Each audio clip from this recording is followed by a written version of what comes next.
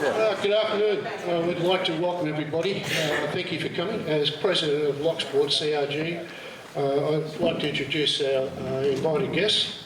We have Danny O'Brien, MLA, Alan Hall, Mayor of Wellington Shire, Shay Hanson, who's representing Jane Garrett, who was an apology unfortunately, Jim Noonan from Delp, Helen Dixon from Parks Victoria, Alan Rankin, CFA District Manager, Dennis Berg, Captain Lochsport CFA, Terry Ford, Lochsport SES, Mick Brennan Contracting, Justin Ranahan from Vice President CRG, Eileen Grange, the committee member of CRG and representing Business and Tourism, and we have other members from the ambulance, the police, in presence, and extra members from Delp. I'd now like to call on Colin Johnson to let us know why he decided to post what he did. Thanks, Colin. Yeah, well, that's probably first thing I'd like to say is I just want to acknowledge the devastation that's been throughout Gippsland with bushfires and people that obviously lost houses and loved ones. I mean, we don't do this today taken away from what's happened around Gippsland, and we don't do it lightly. Also, I'd like to thank everyone that's come here. We know your time's precious, and we really appreciate it. We really hope that at the end of the day we get something out of this moving forward that'll be meaningful for the town and make Lochsport a safer place to live. When last week I put a post up on the notice board, little did I think 6 days later we'd be standing here, you know, doing what we're doing today, and the turnout from Lochsport is just amazing. It really is, you know what I mean? We had such a positive response. There was hardly any negative comments on it at all, and I thank everyone who's attended today, because I think this is an important thing for Lochsport. We all know we're vulnerable in this town with power. The access down that road and the fire breaks around town, and there's probably other things in town, but there comes a time where you can't kind of solve every problem in one day. But if we can solve a problem of a road access and we can protect our power a little bit more, we've got water to defend the town, and the fact that everyone's come today is just an amazing effort. It really is, and just shows what a great town Lochsport is. I've always said, the town punches above its weight, and here we are doing it again. So congratulations to all of you for coming, and I look forward to the presentations coming from the bench today. I'm sure at the end of the day we'll all walk away and hopefully have a positive outcome moving forward where we're actually going to do something. I know there's a lot of probably not ill feeling but disappointment from the 2012 fire review, and there was a lot of recommendations put in there, and there was probably hardly anything that ever happened, you know what I mean? But hopefully this time we're going to make a difference, and we're going to follow it up, and we're going to make it happen. So I'll pass you over to Craig, and thanks for coming once again.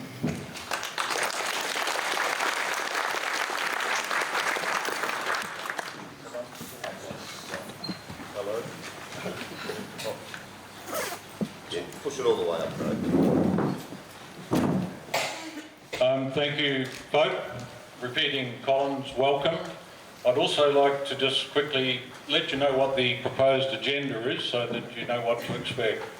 In a moment we'll just quickly go through the objectives of the meeting, have a quick look at some of the lessons learned from the 2012 fire event, and then we're going to hear from a range of expert advisors in these matters, people who know much more about bushfires than I and probably most of the people in the room do. Jane, as you've just heard, is a late apology. So we've got Danny, Alan, Jim, Helen, the Fire Brigade, the SES, the Gunnar people, and one of our local mates who's an expert in vegetation control. After those guest presenters, we'll be happy to take contributions from the floor. I've offered to be the moderator. There's a lot of people here, and we'll discuss some rules of the meeting when we get to that stage. But our intention is to open it up to everybody. We all want to have our say, and we all want to be part of something that's good. And ideally, towards the end, hopefully some clear resolutions will emerge, some action plans that we can think about for the future. So the objectives of the meeting are pretty simple: to discuss the perceived fire-induced risks and the desirable fire management practices that may be appropriate to Lochsport and the surrounding areas, to listen to our guest speakers who have the experience in such matters, and they come from the political, the administrative and the operational sectors of the agencies that we work with. We would like to just quickly use the operational review document that was done following the coastal fire in 2012 and perhaps use it as a bit of a benchmark for the current discussions, including understanding the various situational conditions that existed at the time and why the ensuing preventative recommendations were made. It's not really the subject of today's meeting, but we must, in my view, be mindful of and consider the implications of the recently enacted Bushfire Management Overlay Plan as it applies to Lochsport. We will then invite inputs from the local community and hopefully identify and agree the next steps. I'm not sure, we did publish and distribute a lot of copies of the report from 2012, but just quickly so it sets the scene a bit. The vegetation in the parks around us is predominantly coastal heathland. The peninsula is broken up into compartments separated by fire access or access trucks. And the recent fire reduction burns in the area, but this is back in 2012, were used to advantage to achieve the control and containment of the fire. The view of the Fire Commissioner's report was that fires that may occur to the southwest of the town down towards Golden Beach will almost certainly pose a threat to the single access road into Lochsport, and any southwesterly wind change would push a fire towards the township. Sadly, at that time, fire investigators concluded that the fire was deliberately lit, and Lochsport has been identified as one of the communities at extreme risk of bushfire. We all rely on power for the operation of our water supply, to deal with ember attacks or incipient fire, and therefore the integrity of the power supply is a vital factor in maintaining the safety and welfare of the community. In that 2012 fire, as those of you who would know, power to the township was lost due to fire damage to poles and cross lines on the main feed line into town. Repair work and restoration of power was not possible until it was deemed safe to enter the fire area. The provision of concrete poles along the supply line would be a sensible and logical initiative that would reduce the vulnerability to the power supply. The other key findings were that ember attack could quite easily result in multiple fires within the town area. Residents rely on household pressure systems and tank water for supply, which of course won't operate without power. The third key finding was that the single access road in and out of Lochsport generates the greatest concern. The 25 kilometres back down to the Golden Beach intersection reinforces a sense of isolation and exposure in the event of any significant fire. The view of the Commissioner was that evacuation under those circumstances would not be a feasible strategy once the fire is started. He also made the comment, and maybe this touches on the Bushfire Management Overlay Plan, that well-maintained properties are often at risk because of poorly maintained neighbouring properties, and they observed during their inspection that this was the case. There are a number of others observations from the report, but I think that's enough for now. Now's the time to listen to the experts. And the first person I'd like to call to talk to us is MLA Danny O'Brien.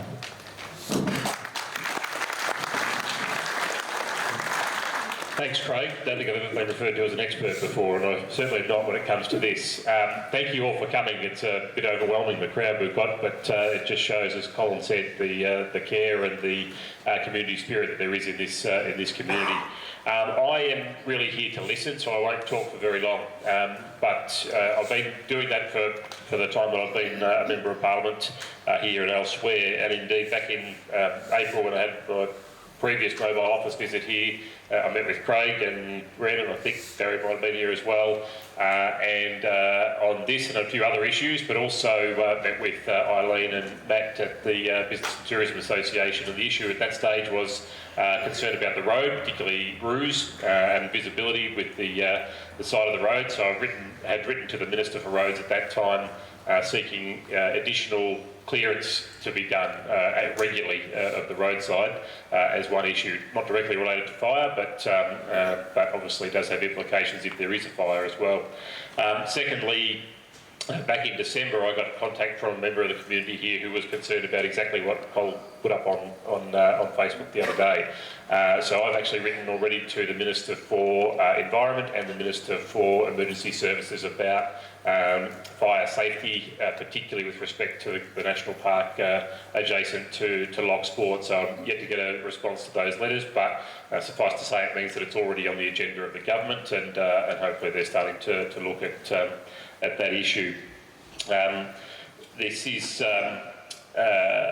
obviously one of concern right around Gippsland and right around Australia at the moment, and quite a few communities are now coming out raising their concerns given what's happened in East Gippsland, and particularly I think Mallacoota, because there's some corollaries here with what's happened in Mallacoota in terms of the tourism, in terms of the one road in, one road out issue, and of course here the problem is we're not going to be able to get HMAS tools into Loch Sport, so we know that there's some unique circumstances here as well. Those letters that I mentioned, I did drop a couple on the table at the back when I came in if anyone wants to read them, and there is a petition that I started circulating, which someone grabbed and started circulating around the room. If you want to sign it, it's basically just to give your support to providing better fire protection for Loch Sport, and I'll be very happy to take that to Parliament as well. So feel free to sign that. Just a comment, I know I expect a lot of the discussion today will be about prescribed burning, and I don't think it takes a rocket scientist to realise that that's going to be a very big part of the political and fire prevention discussion going ahead in the next 6 or 12 months. Probably broadly speaking, some people are saying to us in politics, why aren't you talking about it more? Well, because we've still got fires going on, we're still trying to help people who've lost their houses and been displaced. But there will be a very heavy discussion, I think, on a national, but certainly on a state basis, about prescribed burning, about protection of communities, including places like Loch Sport. So I invite you when that gets underway, whether there's a review, a Royal Commission, whatever it might be, there will be a review of the fire incidents, and certainly would like to hear from Loch Sport about that, notwithstanding that I'm sure we'll hear about it today. And finally, I just want to thank all our volunteers, to Dennis and his team, Terry and the SES, all the volunteers that protect us right around the region, but particularly here in Loch Sport. We've got a great little hub for emergency services here, and they do a great job, as Cole said in his Facebook post. So thank you for the work you do. Thank you also to the career personnel that are doing so much work. I've been helping out a bit in East Gippsland this week to try and lessen the load for my colleague in East Gippsland, and in and out of the Incident Control Centre a number of times, and there's a lot of people working long hours to try and firstly get the fires out, secondly help the community to recover, and so thank you to all those who do their work. You do a great job, but as I said, I'm here to listen. Whatever comes out of this, if there's some resolutions that apply to the state government, I'll be happy to take those back to Parliament and to the state government as well. So thanks, Craig.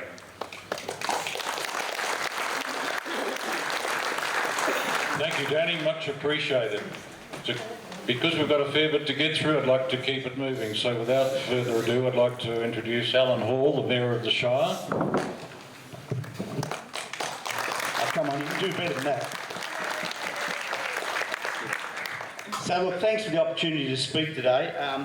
And my morning started with a phone call from Jane Garrett, which I was particularly appreciative of. And as you might, and we all would understand at this very moment, the situation is incredibly fluid. And as Eileen said, Jane was going to be here, then she wasn't, then she was. And quite simply, when she phoned me, she was about to be called into a series of meetings in Melbourne today, and she can't be in two places at once. So it was great to hear for her, but not only just to get that apology, but also to start to talk about the way forward from here. And we've had that conversation already, not just simply in the Loch Sport perspective, which is critical and close to all of our hearts, but in fact in the broader Gippsland context. I'm looking to probably lunch with Jane this week in Melbourne and continue those discussions. Interestingly, my wife she's one who concerns herself with matters called Facebook and other such things, told me that there was a meeting on today, and eventually an invitation arrived, and then after that an agenda arrived. So as of 4:30 last night, or up until then, I was coming along to do exactly what Danny planned to do, and that was to listen, until I discovered that I had a seat up at the front end of the auditorium. So that was a bit of a surprise. But now you're stuck with me, so good luck to you all. I want to talk for a moment about what Council does in this space, and some personal observations in that regard. And the last time I was sharing space with most of the people around this table was either at Hayfield or Valencia Creek or God knows where, as the embers were proceeding towards those towns, and we were talking to those town people about their defence and all of that this time last year.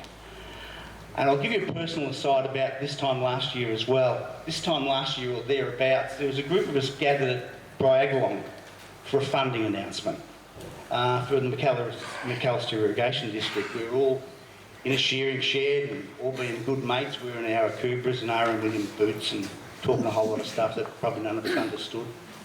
And came the end of the meeting where the funding announcement had been made, I looked around to see whether the Mayor of East Gippsland or I should in fact take the opportunity to thank the Prime Minister for being here. Never to miss an opportunity, I thought I'd do that. So I thanked him for being here in Gippsland, and then took myself permanently off his Christmas card list with the following message, which was this: thanks so much for being here.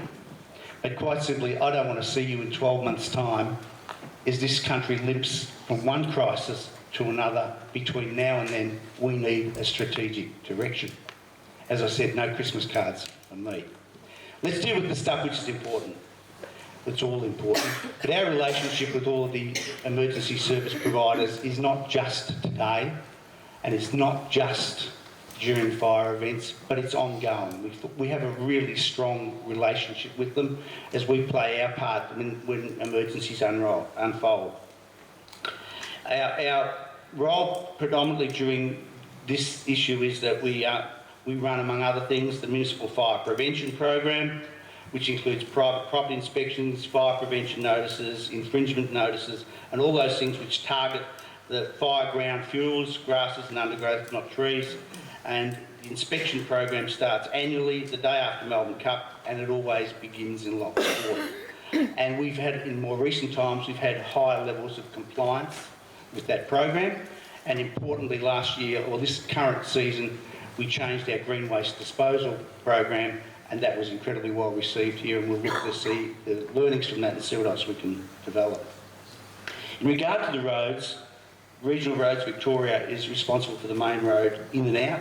Danny's made the comment that he's written to them in recent times, written to the Minister to improve that. I, through the officers, also just recently, with concerns expressed in regard to kangaroos and other things, initiated additional clearings which happened prior to Christmas, and we continue to do those things. We also are involved in the Municipal Fire Management Planning Committee, so that's a multi-agency committee, and when we look at all of the things that we should do to make this a safer place.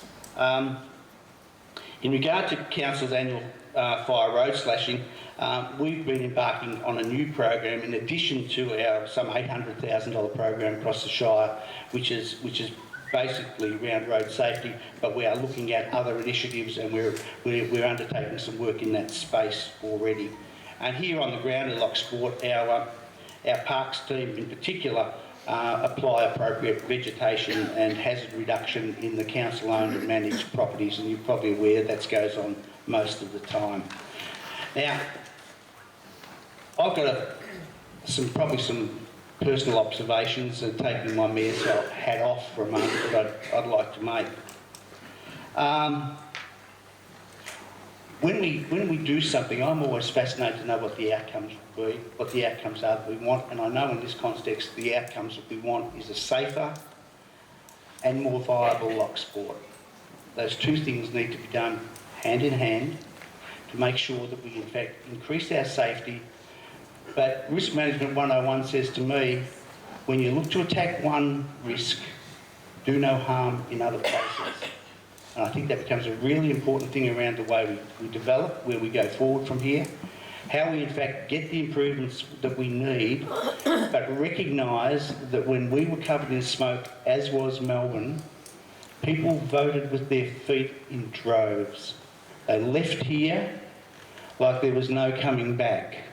And a couple of observations, when the Premier quite rightly declared the state of disaster, he had to do that by municipality. When he made that declaration, Wellington Shire was declared a disaster area. I had a colleague in Port Albert say to me, I've just been asked, when are we going to evacuate? You telling me to shut up, Elaine? No. And the truth is that disaster declaration and the call for evacuation when and where you could has clearly saved lives. No doubt about that. The improvement in the emergency app has clearly saved lives. Our ability to communicate, to understand, has saved lives. But I'm interested, when the Premier put out the disaster declaration, he also put out an impact map as part of that. I'm really interested amongst this group, and it's a large gathering, how many of you have seen the impact map? No. You all saw the impact map? That, not the Vic emergency map, but the impact map, where Wellington was a threat. Wellington was clearly a threat in its northern reaches. The two small townships of Loch and Dargo were identified as being potentially in the impact zone. The rest of Wellington, like the rest of Victoria, suffered with the smoke. And the rest of Wellington, like the rest of Gippsland's economy, suffered like we will have much difficulty in recovering from. So I share those matters with you for this purpose and this purpose only. It's critically important that we make Loch sport as safe as we practically can. No doubt about that. It's like trying to argue against motherhood.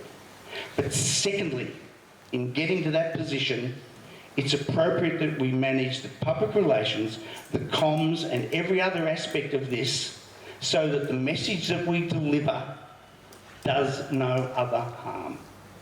That's my message today. And quite simply, for anyone who doesn't like my message much, deal with me in October this year. That's when you get your chance to stitch me up if you don't like me. October this year. But that's my message.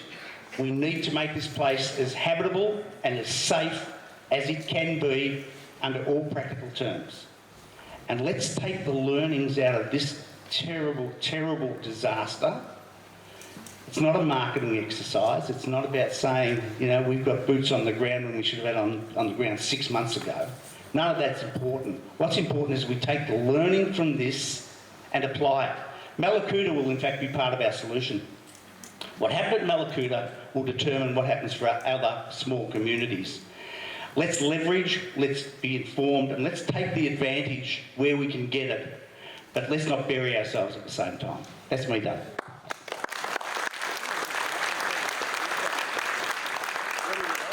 Thank you, Alan. All good thoughts and given us plenty to think about. To get a more technical perspective, I guess, it's a pleasure now to invite Jim Noonan from the Department of Environment, Land, Water and Planning. And we're hopeful, Jim, that you can share with the community your expertise and plans and thoughts as they may affect a small remote town like Loch Sport.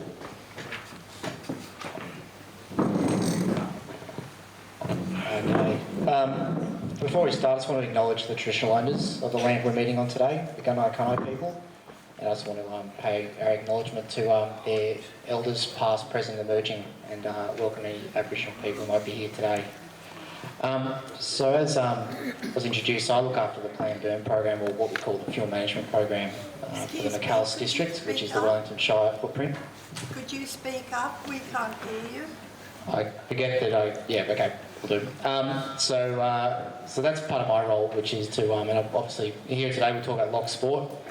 I think that, again, I'm probably similar to the other speakers here today. I probably wasn't totally sure exactly what it was that was being asked of us. All the information about, you know, these maps that we have on the table here is all available online on the Forest Fire Management Victoria website, and we, you know, send out letters to all the Loch Sport residents every year when we planning on doing any planned burns. There'll probably be a swath of letters coming out to every landholder probably in the next few months as we get closer to the planned burn program. And a part of that letter is also an invitation for you guys to comment, contact us and have a conversation with us about planned burning. So from that point of view, I guess I'm not going to go into the details about Loch Sport and what we have planned, unless of course that is something you want to hear about, and I'm happy to. But in the event for expediency and getting through our Saturday, I'm conscious of the fact that he's all online. So, but one thing I will talk about is probably the challenges that we're facing at the moment around planned burning, and there's a lot of stuff in the media, and as Danny rightly pointed out, there's going to be a lot more conversation about planned burning, hazard reduction burning, fuel reduction burning, traditional burning, so if we want to look at the microcosm of Loch Sport just for a minute and talk about, what's currently happening in Loch Sport. We've got a big slashing program that happens every year. All the fuel breaks get slashed by our Parks Victoria friends or by Forest Fire Management Victoria. And then we have a planned burn program. And currently with the planned burn program, if we want to pick on one particular burn, we'll call it the Loch Sport Lake Reed North Burn. It's the burn just as you're leaving town on your left-hand side, south side of the road, left-hand side. And it's a very long, skinny burn that runs down about, it's probably about 1.5k or 2k or something like that. That's about 3 years now. That's been our first year burn trying to deliver. And 3 years now we've attempted to light that up. And every time we've come to light up over the last 3 years, it's either been way too dry and we haven't had the autumn break that we normally get, and then we don't get those big, large autumn highs that come over Victoria, which give us those really still conditions, really crisp, cold nights, but really, warm, 22-degree days. No wind, perfect burning conditions, and we're just not getting it for the last 2 or 3 years. It definitely lasts 3 years. And then what that basically means is, instead of getting an autumn break, we then get a dump of rain May, and there's no recovery. We don't get any more drying done, and then the burns can't happen. So we either, the trade-off here is we either burn when it's not safe to burn, when it's too dry, or we burn when it's too wet, when we won't get a result, and then we're actually not doing any fuel reduction burning at all. So in Loch Sport, that is a very real problem we're having, and it's also a big problem across all of the Macalester district. So I guess where to from here? We're not interested in just wasting time on these burns if they're not going to deliver some results. So we are looking at other options around mulching and looking at having conversations with the community, with Parks Victoria, CFA, the traditional owners, about how we can use mulching to achieve a result and reduce the fuel loads. But it's not a silver bullet. Fuel reduction burning or planned burning is very complex. Fuel management is very complex, and just because you have a fuel break, which has been mulched around with trees, doesn't mean it's actually going to be effective. So we have to do all that work around, is this fuel break or is this mulching error or is this planned burn, is it actually going to be effective? Because just because it's there and it looks good, doesn't make it effective. So that's a really big part of our job. We need to get bang for buck. If we are going to do a fuel management treatment, it needs to work and the science needs to support that. So I'm pretty happy to leave it there. I'll take any other questions later on when it comes around to it, but thanks.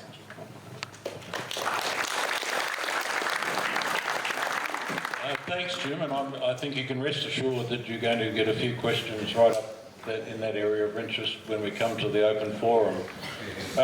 Parks Victoria is represented today by Helen.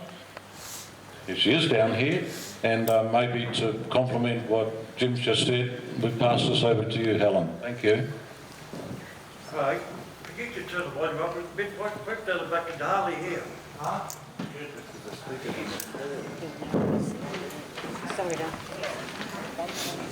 Hi everyone. As I've been introduced, my name is Helen Dixon and I'm the District Manager for Central Gippsland. And today I have an apology from Andy Gillam, who is our Ranger in Charge Fire and Emergency, who would normally represent Parks Victoria at a meeting such as this. Can everyone hear me now? So just a couple of points that I wanted to make. I too were here to listen today, and to understand the community wants and expectations of us as park management. I'd also like to acknowledge the traditional owners, joint managers of the two key parks in the area, which is the Gippsland Lakes Coastal Park and the Lakes National Park. FFMV is our colleagues that we work really closely with on fire management, and we take our guidance from their processes that we have and the joint fuel management plans, the proposed burns that we do. And this year we do have, as Jim has already indicated, there are a number of burns on the table ready to do. Most of our work is undertaken by, we have 5 highly skilled firefighters that are located within the town, 3 project firefighters and 2 Parks Victoria full-time staff members. And they would undertake most of the slashing and the verge mulching and other fire prevention operations that we do. This year, normally our project firefighters come on board in November, and this year from very early mid-November our firefighters have actually been involved in the critical emergency response. So some of that slashing work hasn't yet been completed, but still certainly on the books to continue to do. And we tend to have a rolling program, so that continues to roll out throughout the year. A couple of the other things that I wanted to say was, along with those prep works is our track maintenance work also. And just before I made the comment that we have 5 firefighters here, after the 2009 fires, Loch was noted as one of the 52 towns, coastal towns at risk, along with the rest of the other coastal areas. And my apologies, I don't have got the list of all those. But as a result of that, the commitment was made that there would be project firefighters here over the summer period, and we still maintain that. So I meant to say that first before. So from our perspective, Lakes National Park was declared back in 1926, I think it was, and then other land added to the park in 1927 and 1956, and also the Coastal Park in 1972.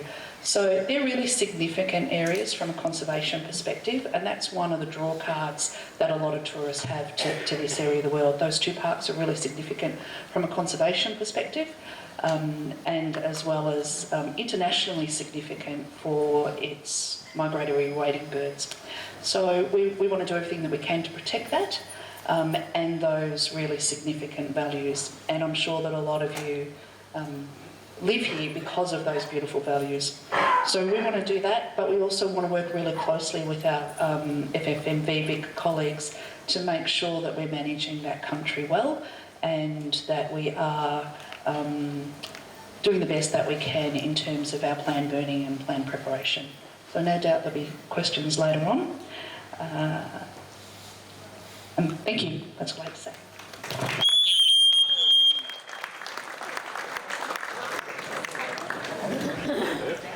Thank you, Helen. Thank you, Helen. I can hear that. Our next 2 or 3 speakers are from our local emergency services, and I'd just like to invite them individually to give us their sort of comment on the subject that we're here to talk to about, and then we're going to, as we mentioned before, open the panel up for discussions. So without further ado, Alan is the Operations Manager, District 10 for the CFA, and we look forward to his comments.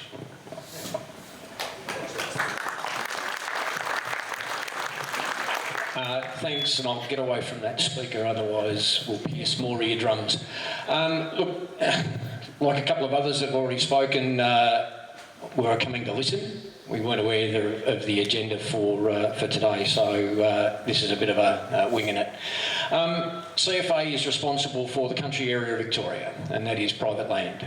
So basically, in a local context, from the start of the town boundary and in between the two parks. That is the area that CFA is responsible for. We work in partnership with our colleagues at DELP, both Forest Fire Management Victoria and Parks Vic, and we do that in a very strong shared partnership arrangement where we support them as much as they support us.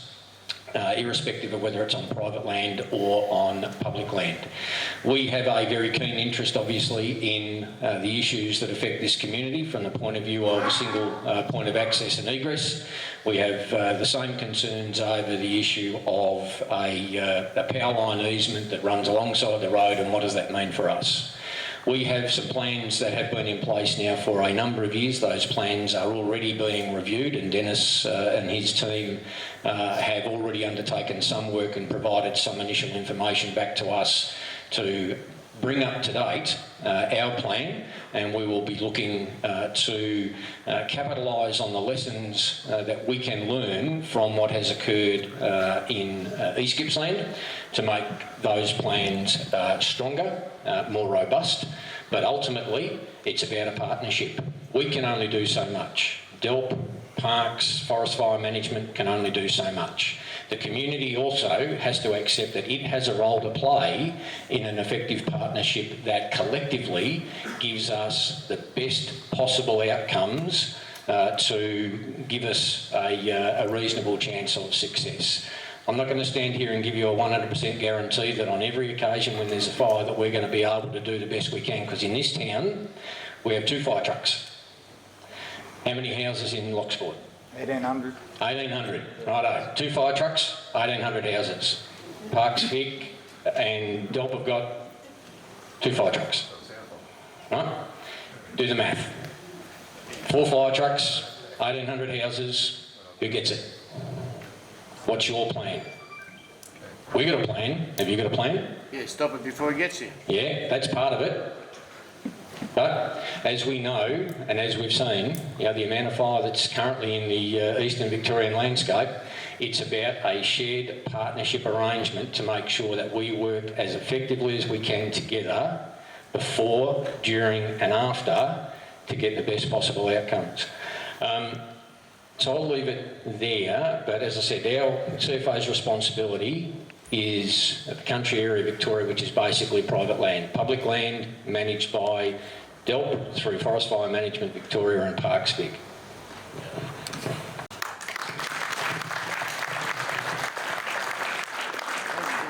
Thanks, Alan, that's very helpful. Dennis, would you like to add anything from a local perspective, just at the moment, or be open to questions later? I'll be open to questions later. Okay. Terry, I'd like you to just come and give us a perspective, please, if you would, from the SEC's point of view, because you guys get called out when we're all in trouble. There we go, guys. Listen, my situation is a little bit different. The SES at Lochsport isn't predominantly Lochsport. My area covers 1,000 square k's. I have Paradise Beach, Golden Beach, Sea Spray, probably about 30 k's out of Yarram. Longford is all mine, and our small crew of volunteers that we have here have to do that. But with saying this, I have unlimited access to resources. I have unlimited access to people, lighting, and all this sort of thing. We can look after Lochsport quite happily, but I still have to bear in mind the other communities. So, yeah, my situation is just a little bit different, but we will look after you.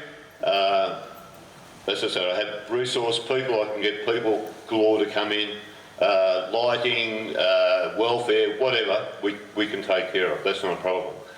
But our biggest thing at the moment is there's not enough volunteers here to help with this process. And like 10% of this room would be really nice. You know, people who are really not doing a lot and could make a difference to both the CFA, to us, makes our job a whole heap easier. Stops you from being a victim. You learn skills where you can look after yourself. And that I would like to see people take more interest in. Be part of the community. We love our community. Be part of it and help us look after it. But from an SES point of view, don't worry. We come in after the event, unfortunately. But after the event, we then provide the necessary services that we have to.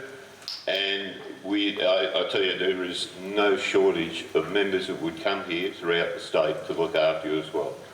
And that's about all I can tell you.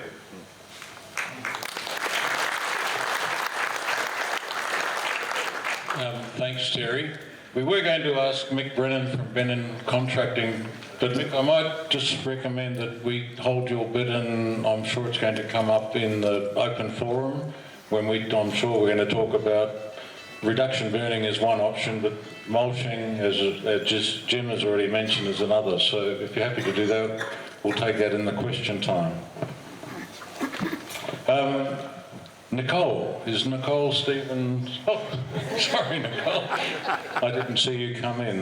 Nicole's here representing the Gamakunai Land and Water Aboriginal Commission, and we value Nicole's input. Hi guys.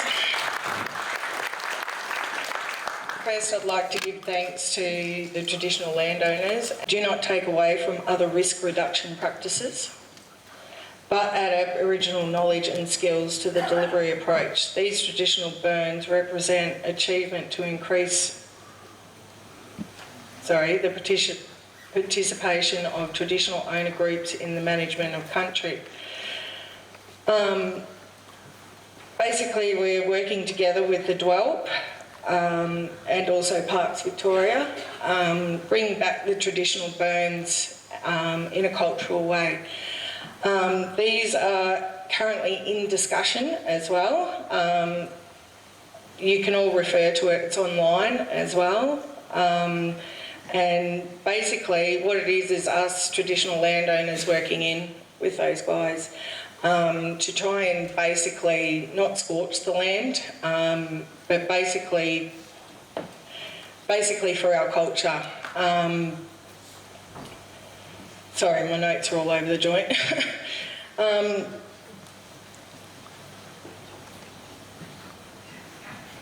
Sorry.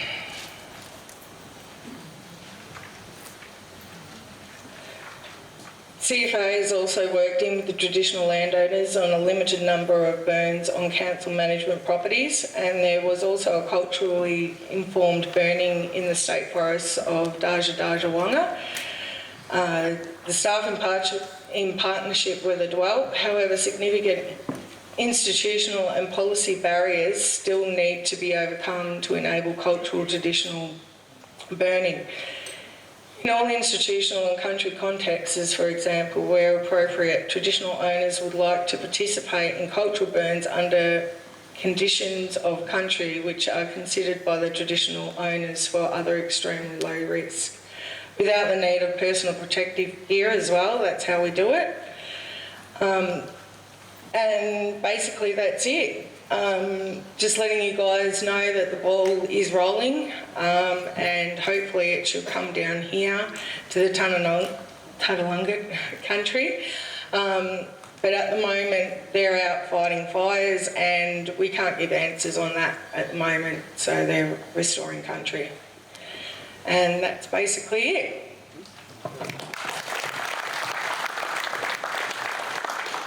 Thanks, Nicole. That input's really valued. So, folks, now we come to probably the interesting part of the day. We've got together a panel of expert and experienced speakers, and I'm sure they'll be delighted to take your questions. Because there's so many of us in the room, I'd like to just set some guidelines for success when it comes to holding an open forum. Please obviously make sure your mobile phones are off. If you wish to ask a question or make a comment, please hold your hand up and I'll acknowledge you in turn.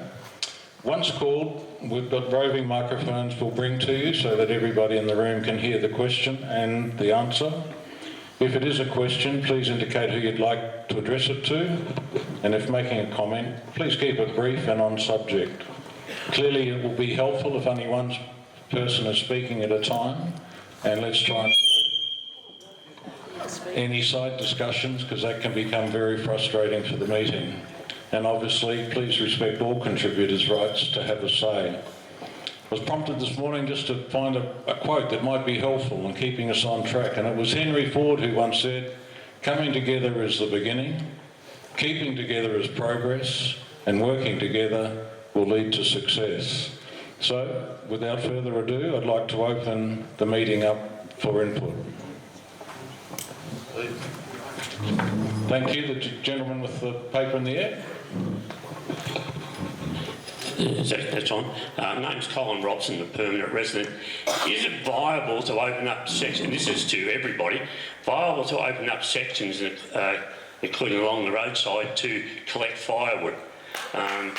You know, at the moment we've got to travel to Yarra.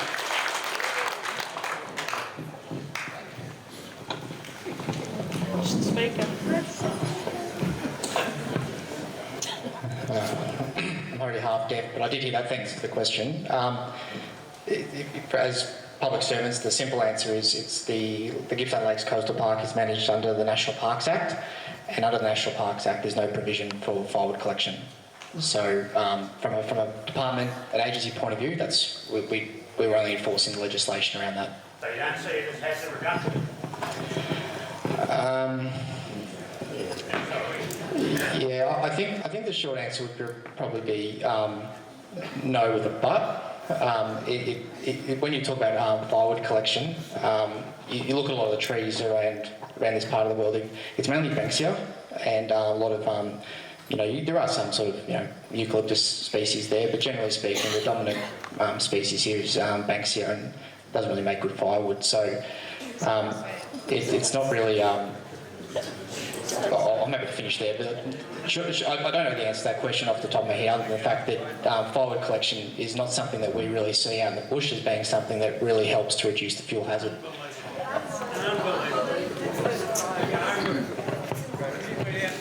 Okay, folks, Danny would like to add something just before we go forward. Just very briefly, again, the letter that I wrote to ministers is at the back there. That was one of the issues that a constituent raised, so I will get a formal response on that at some stage, which I'm happy to share with the CRG, which will give us the answer that Jim is talking about, but a formal request has gone in about that particular issue. Thanks, Danny. Just one moment. I know Steve's got the microphone. That was not a Dorothy Dixer, I hope, Steve. Hi, my name's Stephen Kemp. I've been associated with Loch Sport since 1974, when it was the Crystal Highway coming in. Those who are old enough will know what that means. The issue for me is the bush down the side of Loch Sport and Lake Reeve, the tea tree and all that alongside the lake where I'm assuming most people are going to wind up if the road's blocked. And for Alan, free green waste all year will be hazard reduction.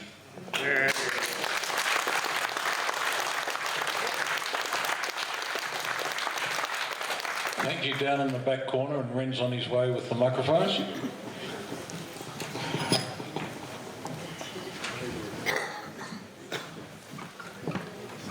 Where are we?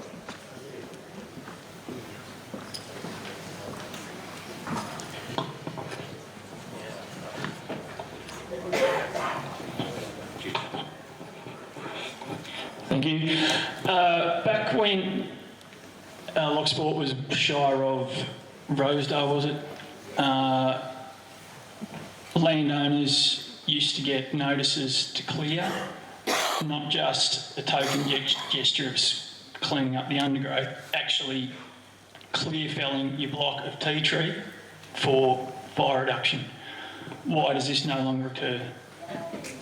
The tea tree is an extremely volatile material and should not be in the town. Post Black Saturday, I believe there was a study conducted by the University of Wollongong and the University of LA. They found that there should be no trees within 30 metres of a property. So yeah, I'm putting that to you, Council, why that no longer occurs. Do we have anyone on the panel who would like to reply? Yeah, we have. I'm going to do something really sensible, and that's what you do is when, as a mayor, you hand it over to a really intelligent senior officer. I don't know about that. I'm Sharon, I'm one of the general managers at Wellington Shire. The fire prevention program is around the undergrowth, and you're quite right, it's not around the trees. It's about getting rid of the fines, which is where fires start, and that is the extent of that program. So that's we couldn't have our fire prevention officers here today to answer more technical questions because they're coming off 2 weeks working straight on the helping evacuees out of East Gippsland. So as much as I can give you today is what I've been briefed on. The fire prevention program is about preventing fire starts, which happens in the undergrowth. Thanks, Sharon. Gloria, down the front. I can just talk. You probably can. My question is to council concerning the lack of maintenance on a lot of public recreational zone land in Loch Sport, specifically some of the reserves backing on to Goodlet and all that. It's on, yep. So did everybody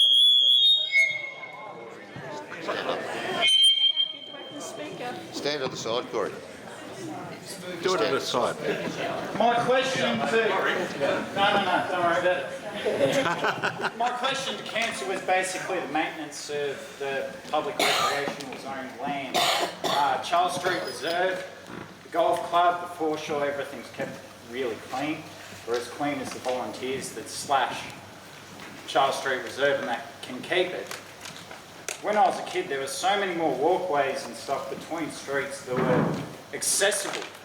A lot of the time now, you look down public walkways between streets, you can see 2 green posts than just trees. Stuff like that. There's mass fuel, all that sort of stuff. Through those little bits that just all the contractors skipped over the years, and it got worse. And I just want to know what the council feels that they should do about that.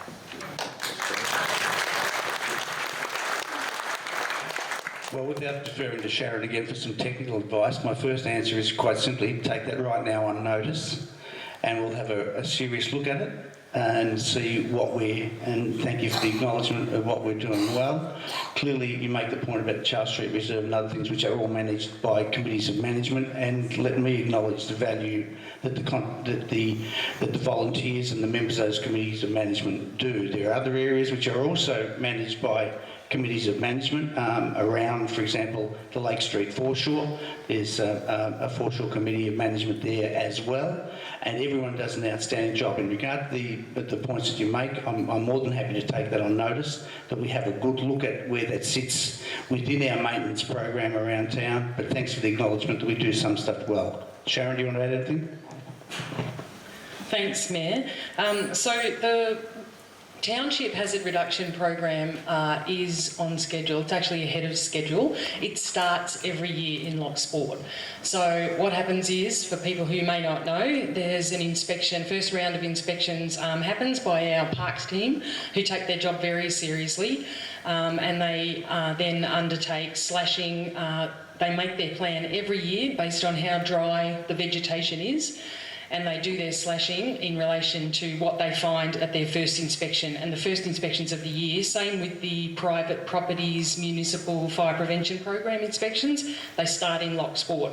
So they happen at the start of November, and then the slashing happens, and then a second round of inspections happens. Now that's just happened this week, which is on schedule, it's just ahead of schedule, and then the next round of slashing in the council managed parks and reserves will happen within 2 weeks from yesterday. So that's where the program is up to. It's ahead of schedule. Not everyone has the same view as to how much the landscape should be removed of vegetation. It's one of those issues that's really difficult to manage for all of the people who manage parks and gardens. However, there's a strategy, there's a plan, and we're ahead of schedule in terms of the inspections and the slashing program. So you'll see more slashing happen in the next 2 weeks because that's what the schedule said would happen.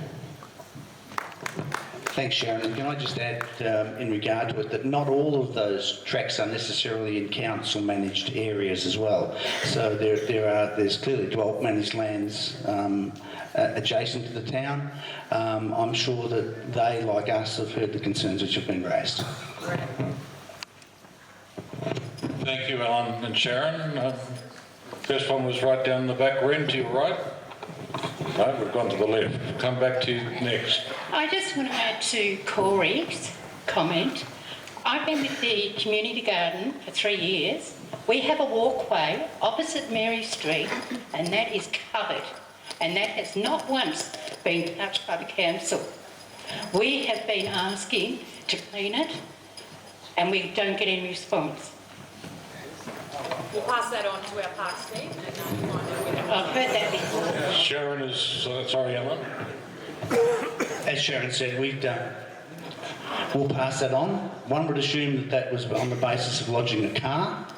So on the basis that a customer action request was lodged, there should have been a process followed to respond to that. If that's the case, then we'll have a good look to see if there's been a failure in the process. We'll have a damn good look at that. But so the request's been made, it's been made appropriately, it should have been responded to. You're saying it hasn't. Let's check on that and why it didn't, and we'll get this matter sorted. End of story. Yeah, I got all of that, but in regard to the fact that you've communicated with council and there is an indication that you failed to get an acceptable response, from my point of view, that's not acceptable, and we will look at the process to see what, if anything, went wrong and make sure we rectify it. It's no harder than that. Bloody mirrors. Thank you. Just because Ren's there, can we take a question here and then we're going to come across to the three waiting? Thank you. My question is, are we looking in the long term at having underground power? I mean, there's a lot of new houses going up, and in all areas of Melbourne, when they have a new area, they just naturally do underground power. So why not here? Why not look at it, at least along the Lochsport Road?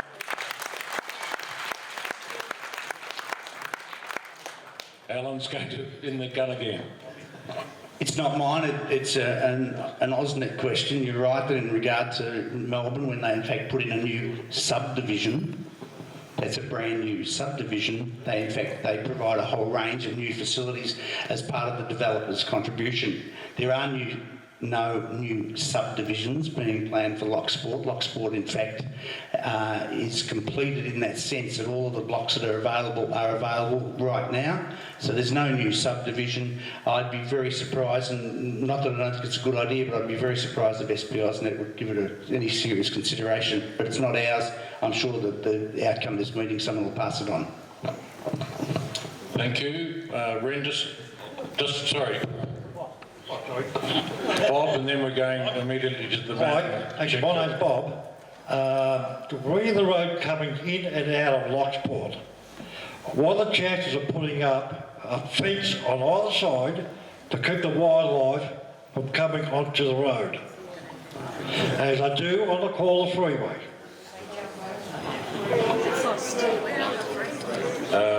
That's a matter I'm hearing from the panel that's something we should be directing to Vic Roads, regional roads.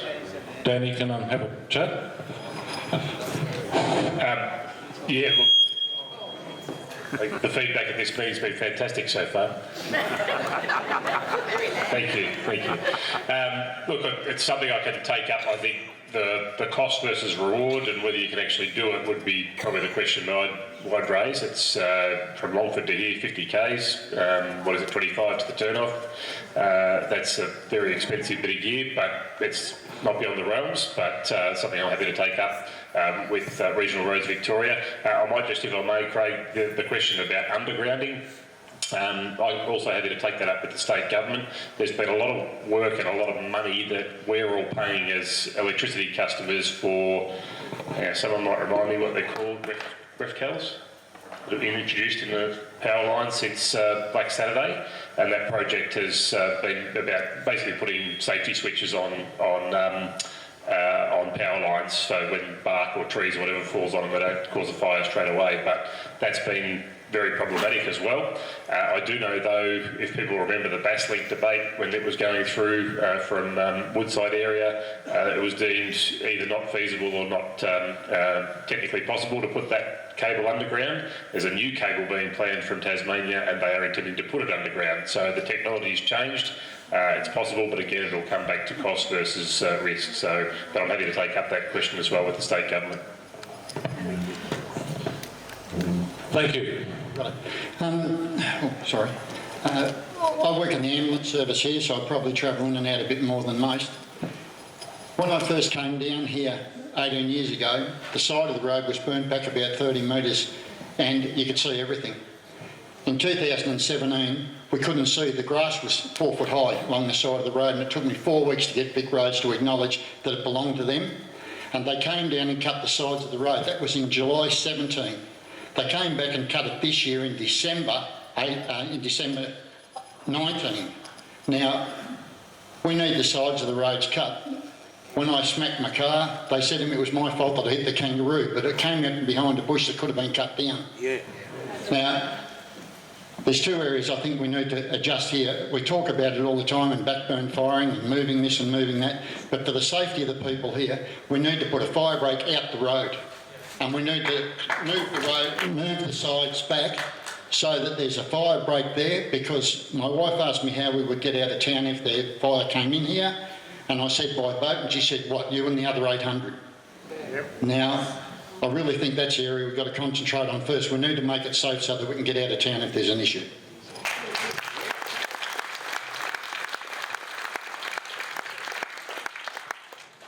My issue is regarding the Lake Street foreshore. As I understand it, the area where the barbecues are located is designated as the neighbourhood safe place, I think it's called. But all the way along the foreshore there, between the barbecues and the actual water, is a lot of tea tree, or I think it's tea tree anyhow, looks like it. And just sort of thinking of the Malakuta situation, if, you know, God forbid, we all have to go down to the Lake Street foreshore, there is, in my view, a lot of hazard there with those tea tree along the along the foreshore. Is there anyone can do anything about that? And I don't know who manages the foreshore, whether it's council or Parks Vic, but is that something that somebody can look at? Do I have anyone that might like to address that, or we take it on notice, I think? Sharon? In relation to any specific locations, I'm writing them all down. I will take them back to our parks team and get it checked exactly what the hazard reduction program is saying needs to be done. But just to comment on neighbourhood safer places, they're actually called bushfire places of last resort. And that means something. They're not safe. They're not a place to go to because you haven't had another plan. You need to have a plan to be leaving early, which is what we've seen in East Gippsland. So neighbourhood safer places, there's only 2 left in the whole Shire. So bushfire places of last resort, they used to be called neighbourhood safer places. They're not designed to be your evacuation plan. They're designed to be a place that if it gets to the last moment, the last possible moment, and people haven't been able to evacuate, that's a place of last resort. So it's just really important that people understand what a bushfire place of last resort is. You need a plan that happens before it gets to a last resort like that. And I don't know if the CFA want to make a comment on that. There's been a lot of work done on neighbourhood safer places.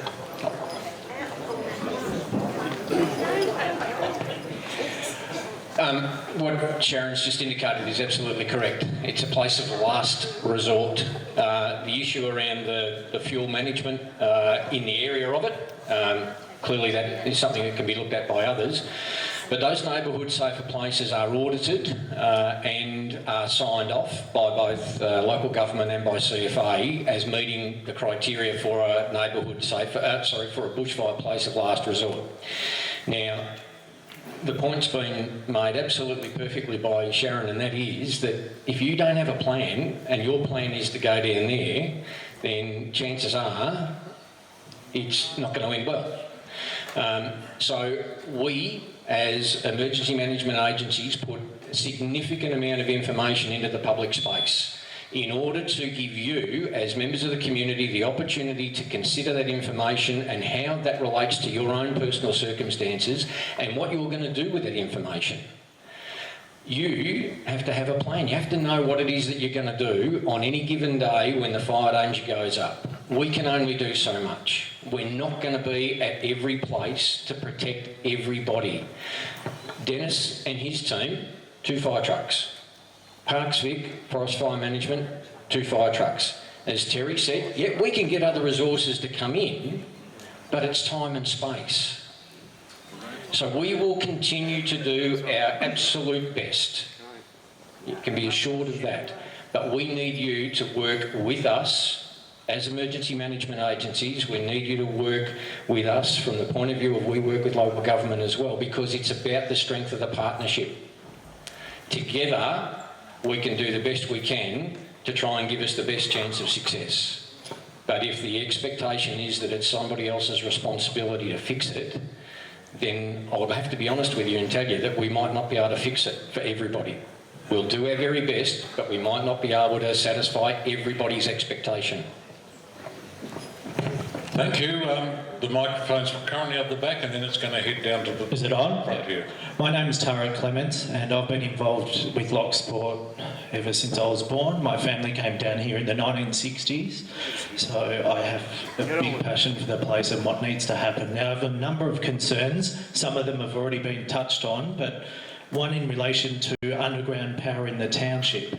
When we build a new house, we're forced to have underground power to our house. So I can't understand why SP AusNet isn't forced eventually to put underground power, even within the township.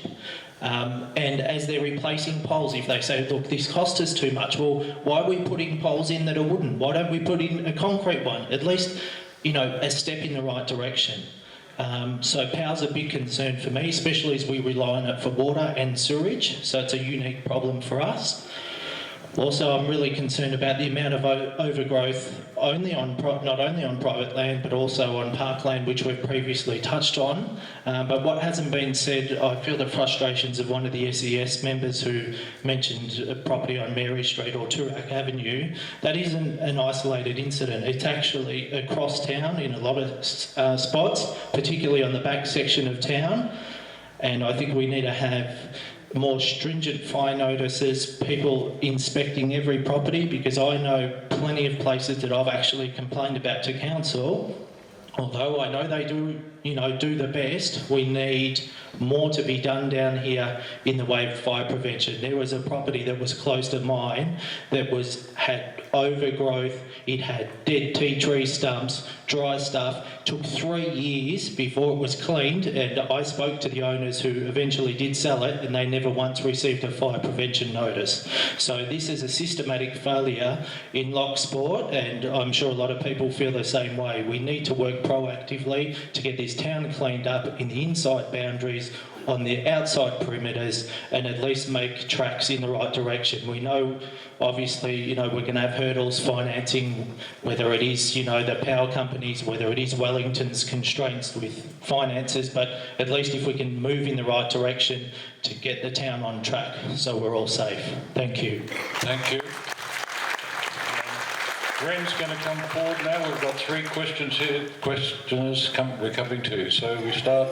One way in about 10 minutes. Oh, just over here. My name's Mick Blythe. We've got been associated. It's all right. Yeah, my name's Mick Blythe. I've been associated with Loch Sport since 1972. When we first moved down here, there was fire breaks beside Mooney's, which probably went for about 250 metres, and it was clear felt. We used to have big parties there back in the old days, so it was a great spot where you could safely light a fire, if there's such a thing. Just want to know why these have fallen into disrepair and they're no longer there, as well as the fire break in the National Park on the other side of the gate.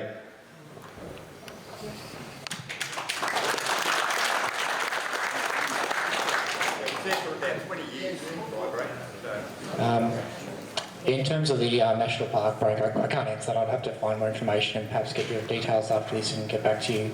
I suppose the network of breaks we have in the National Park, they are viewed as, and they've gone through some Okay, I'm talking about afterwards if you like a bit more detail, but the field breaks are looked at quite strategically, and the science has differed and changed, and I'm not saying what's currently there is the best fit, but it is currently what we've got, but we're always open for feedback in terms of how we can improve that.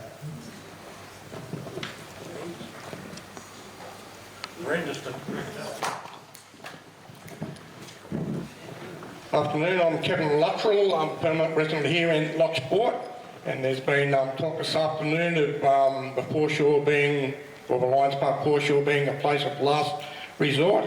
Just wondering what the panel's thoughts are today. You're down here in Lochsport. God forbid that the road's closed this afternoon and we can't get out. What are we meant to do?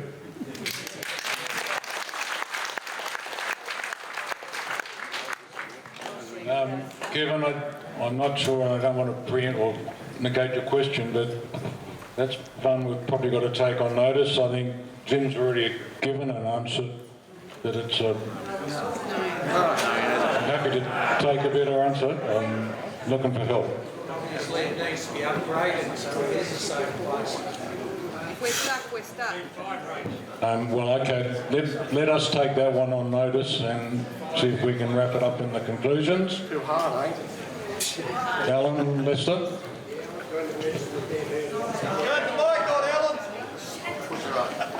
Is that on now? Right, I've been a resident in here for a long time.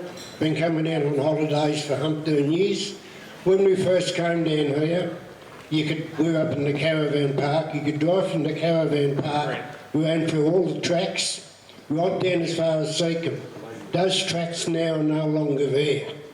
The tip used to have a fire track all around the tip in Lochsport.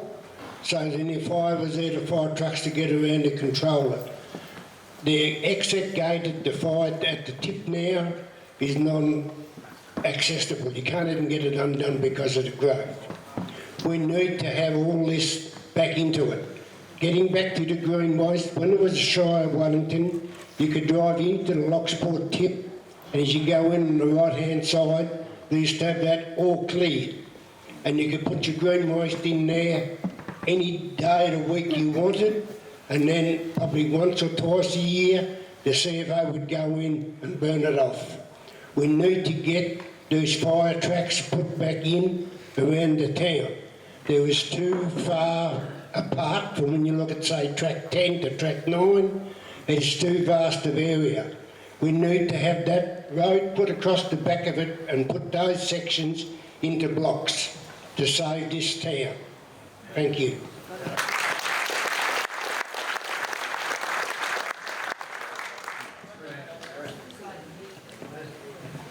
We are actually in the process of doing a cultural trail, which actually involves that back track. It's the Tunnelunga Trail, which should actually be cleared up as soon as that trail comes through.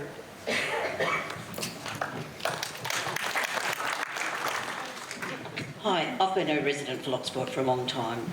Getting back to the Mary Street, I have got in touch, friends of us, we took photos, we sent them all to Shire, we told them on our original titles that says that's a fire access, that track, and it has never been cleaned. We have been inundated. The Shire's response back to us was, it's suitable. There's no action needed. Now, it is a disgrace. It's been a disgrace for a long time, not just the Shire's property. They were doing the lawn, the mowing out back, and they said, I went out and asked the gentleman, he said, all these trees that are dead are supposed to have already been cleared up. According to the Shire, they had been done. He was going to go back and report that none of them had been cleared up. They're all fallen trees just lying on the ground, just fuel waiting to catch on fire. A lot of people's blocks that have got houses and they've got vacant blocks beside them, they're not cleaning them. The Shire are not following up and saying people must clean their rubbish off their blocks. And I think some of these rules that you're talking about have to change. I think you have to change some of the rules to save us here at Lochsport. Thank you. I think I'm responding to the matter which was raised earlier, and in fact and I made the point that had the cars been received, we would have dealt with that. If we haven't dealt with it, we will review it to see what happened, what went wrong, and we will get a response. In regard to the issue about inspections, the Shire officers actually do inspect every block, and infringement notices are issued, and in some cases they lead to infringement. Doesn't make us popular, but that's the process. So I'm just reinforcing that's the process as it exists. So what does nature strip belong to? In the front here, thank you. Hi, my name's Ebony. I'm a new resident of Lochsport. Again, it's probably going over something that's been asked. You're basically saying that there's 3 years worth of growth out there that has not been burned for a reason that hasn't been the right conditions. So that is basically saying that our only way out is a tinderbox. You are basically telling us that if a fire goes there and we can't get out, we are going to be trapped here. You are letting us know that, and then your only response is, oh yes, we'll look into it. We need more. We need much more done. We'll look into it.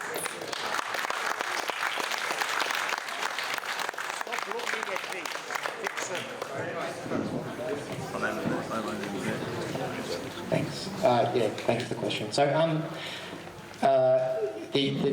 it's a lot. I really want to put it really clear about fuel reduction burning and planned burning. It's a lot more complicated around the point of view of every 3 years. The vegetation out here is, and perhaps Helen could touch on this, is some of it's got some very endangered species in it. We have New Holland mouse, and so there's other considerations. So people don't count. Mouse is more important. So when it comes to burning off, there are things we have called tolerable fire indices, which gives us timelines for when the minimum amount of time that we can introduce fire back into the environment without doing damage to that. So right up against the town, that doesn't count. Okay, we do those burns as soon as the fuel reaches a certain point. It's around about 5 to 7 years, but past that point, there's other considerations to make as well. So.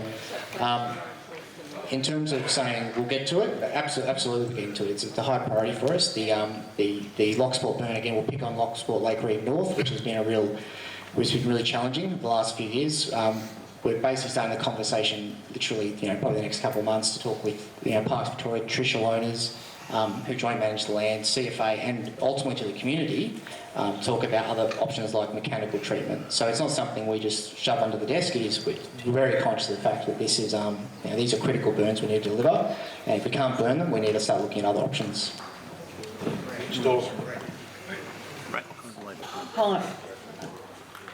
Hi, my name's Marie Bennells.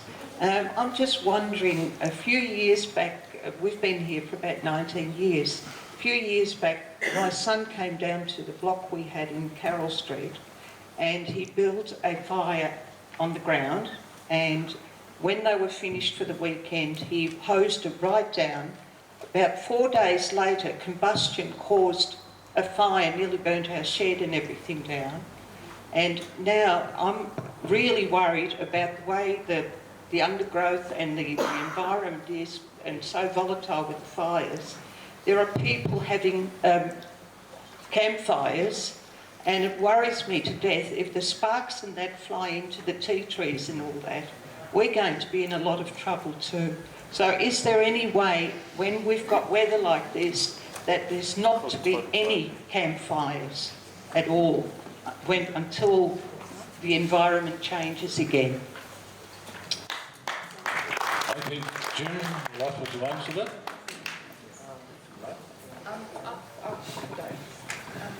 Currently, there are provisions in the National Parks Act for people to be able to have fires for cooking and warmth throughout. This isn't a national park. This is Yep. So I was going to. Oh, okay. I'll let the Shire respond to that one, but I'll talk about the park component. And as I said, we manage the two parks here, joint management with the Gunung people. If that is a real concern about whether fires are, that you want fires within the national parks, we can certainly look at that. Well, I'm not talking about national parks. I'm talking about within the town. Yep. We've got people in our street, buildings like they have fires. while the fire's burning up there. And I'll... Sorry, ladies. Can I ask that we use the microphone, because right now you're having a private discussion. Sorry. So from Parks Victoria's perspective, we can look at that if that's a consideration of the community.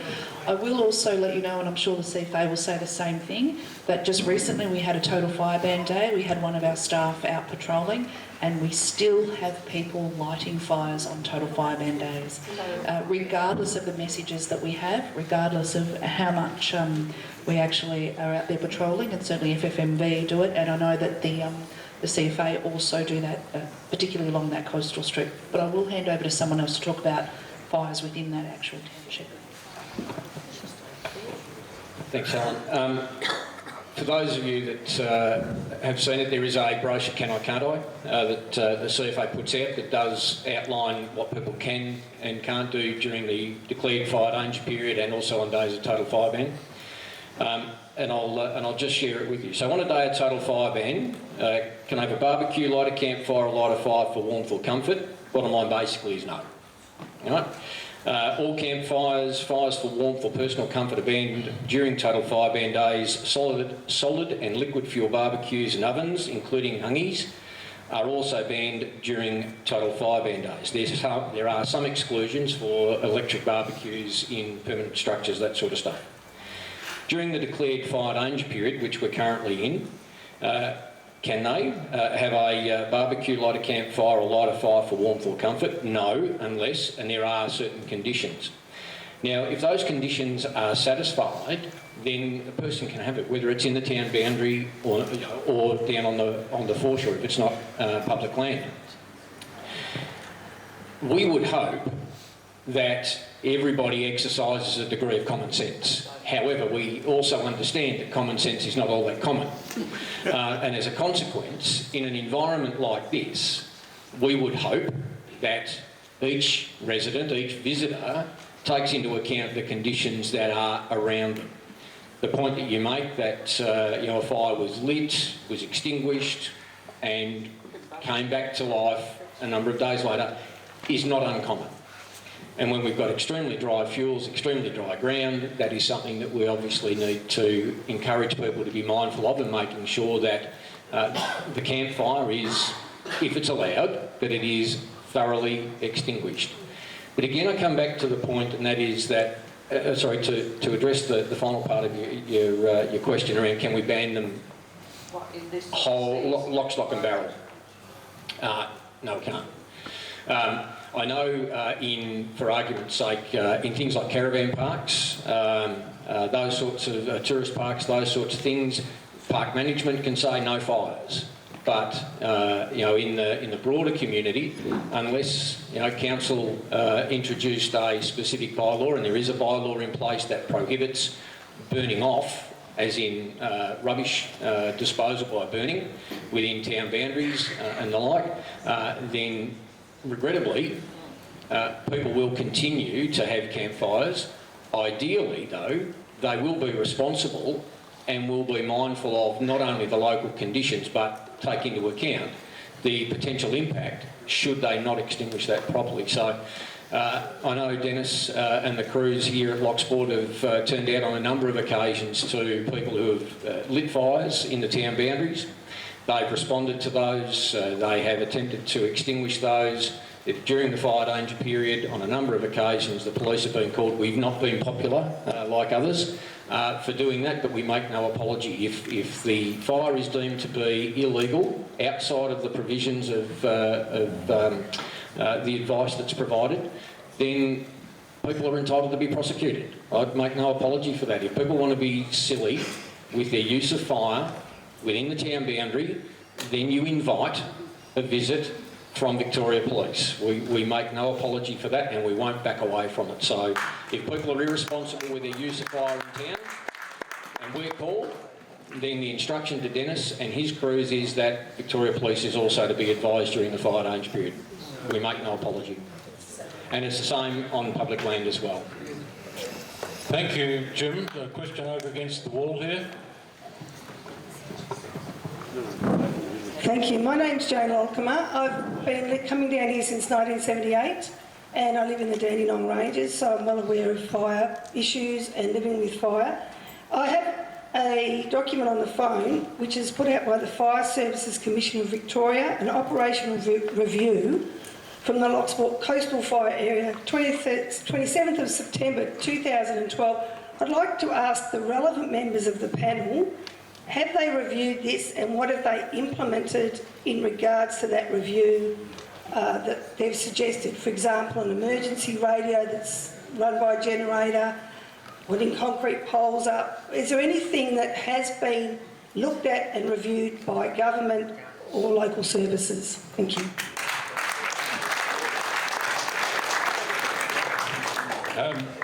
Thank you for the question, and I think most people in the room have read it. It's a very good question. Dare I say, I think it's going to involve multiple agencies, so I think it might be prudent to take the question on notice, because I would remind the meeting that the purpose was to get input. We didn't pretend that we would have an answer for every particular question on the day, but rest assured, those that have initiated the meeting, the outcome will be to tabulate the lot, the minutes are all being kept, and then we've got the shared task together of going back to the various agencies, whether they're local government, state, federal, and within each level of government there are a number of complementary agencies, many of whom are represented here today. So if we can just proceed on that basis, we will come back to everyone who was here today with a full review of what was raised and what actions we propose, and to identify of those actions which one we're going to put our energy in for the sake of protecting the town. There are several questions, just bear with me, we'll come around the room to be expedient. The next is Colin. Yeah, well, we'll come around the room and back to this side, so please be patient. Okay, I just want to raise a couple of things, I suppose. First of all, Parks have identified that we've got 3 years of growth, and Jim out here that hasn't been burned back. I think is it Jim, the fire captain, said to us that we've got 2 fire trucks in town, 1,800 people, so an indefensible position as far as fire trucks to houses go. If we look on the national park side, we have an indefensible position with a fire break that's so minimal, it's not even worth having. We go to the other side of town on the fuel station side, no fire break whatsoever. So what I'd like to propose, because there's been some great questions from everyone here today, I'd like to move a resolution to Danny to take back to Parliament that us as Lochsport people, we request an intervention here in Lochsport to cut out a lot of the red tape in between departments to actually get something done. We need those fire breaks pushed back. We've got 2.5 months or 3 months of summer left. Now we understand Parks, DELP, the fire, yous do a magnificent job, and I know yous have to follow regulations yourselves. You just can't go out and say, in that post, we need to be proactive, not reactive. So Danny, we're asking you, and we can put it up as a vote, to go back to Daniel Andrews, and we are requesting as a town, we want an intervention down here. We need something done. What specifically? Well, we need these fire breaks. We need to have the town in a defendable position. As we are right now with 2 fire trucks and no fire breaks either side of town, we are not in a defensible position. We've been told that. We need to do something, you know what I mean? It's great, all the input we've had, but I want Danny to go back to Parliament and actually if we have to, let's push some fire breaks back. We don't have to burn them. You know what I mean? Let's just create some fire breaks around the town and give us half a chance. That's all.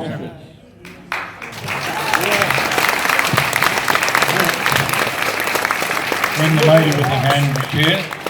For those with hands up, we are coming, trust me. And the lady over here must have a sore arm. We come there shortly. Hello, I'm Rosalind Hooper. Oh, sorry. I live in Wallaby Street, Lochsport. I'm a permanent resident. Regarding putting the rail wire on the highway is not a good idea for the animals because they do not see it. Kangaroos have very poor vision. And when they see your car lights, they're stunned by that because their vision is so short. So all you need to do is slow down a bit and they will get out of the way. So please be wary of all the animals, because you also have wombats and turtles and possums and everything. And I work at the shelter in Golden Beach, and we've been told that the any animals from the fires will be coming down to us whether we want them or not, because there's nowhere else for them to go.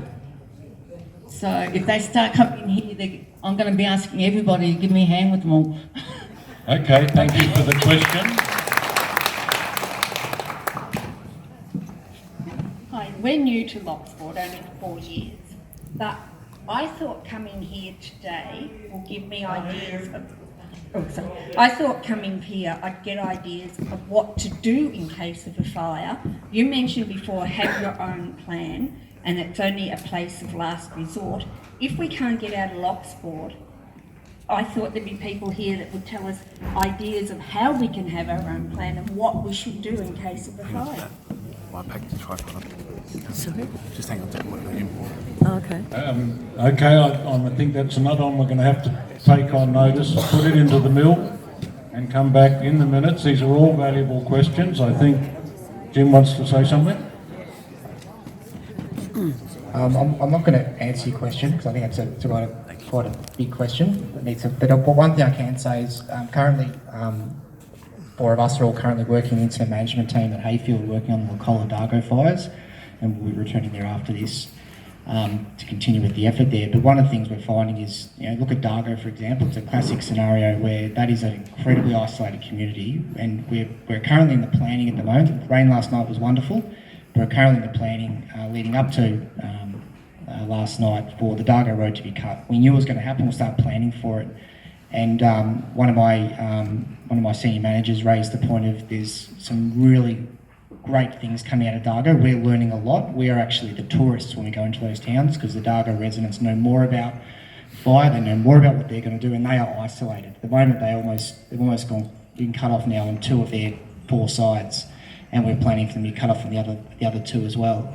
So one of the things that we raised from that is what lessons can the Dargo residents teach other isolated communities in this other situation? Same with Loch as well, and how do we share those learnings from those residents to share that with other communities that are maybe facing a similar level of isolation? So I'm not answering your question, but it is something that's on our mind in terms of how do we share the lessons from the Dargo community with likes of yourselves in Lochsport.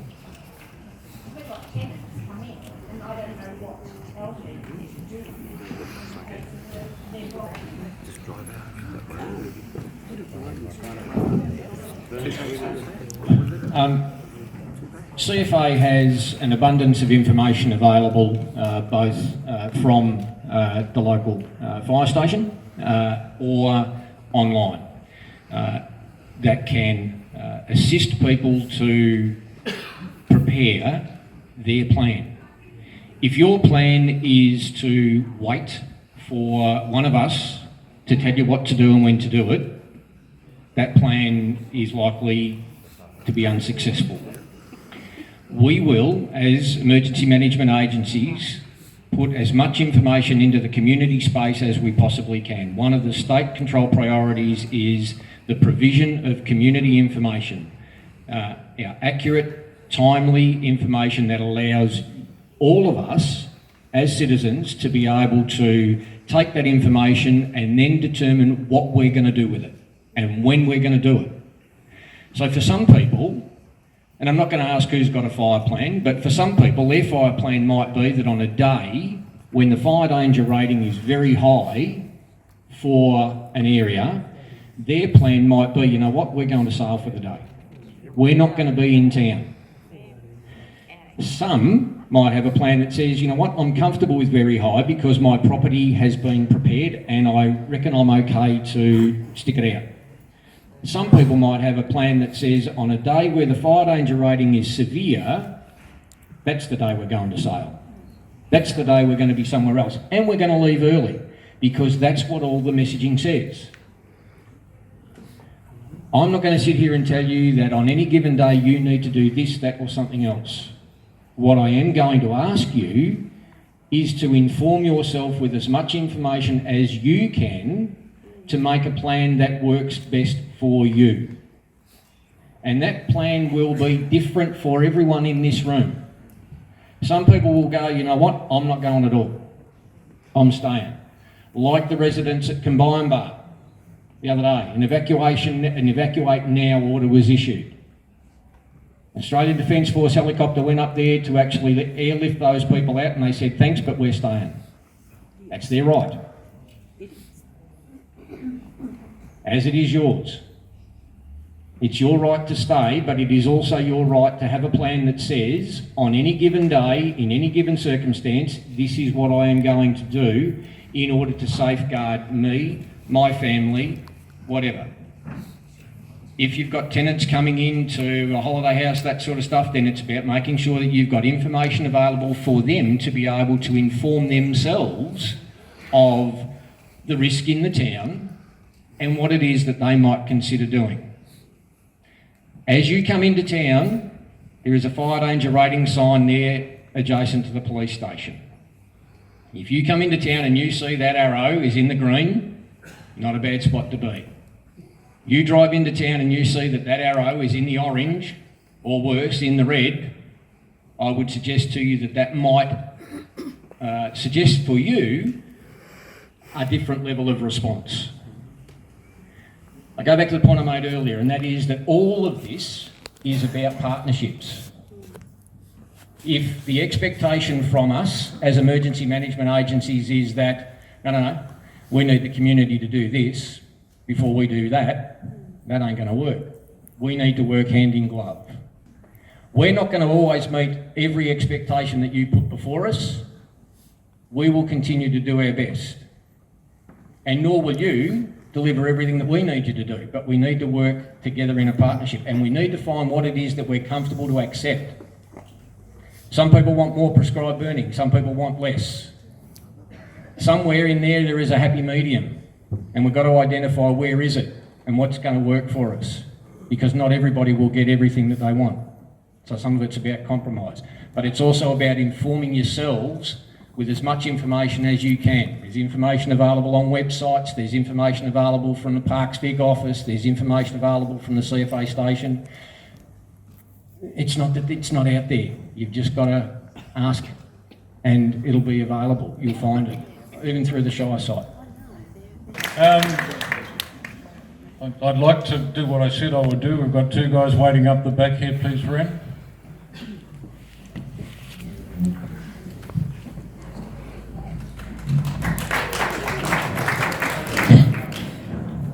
Peter McMahon.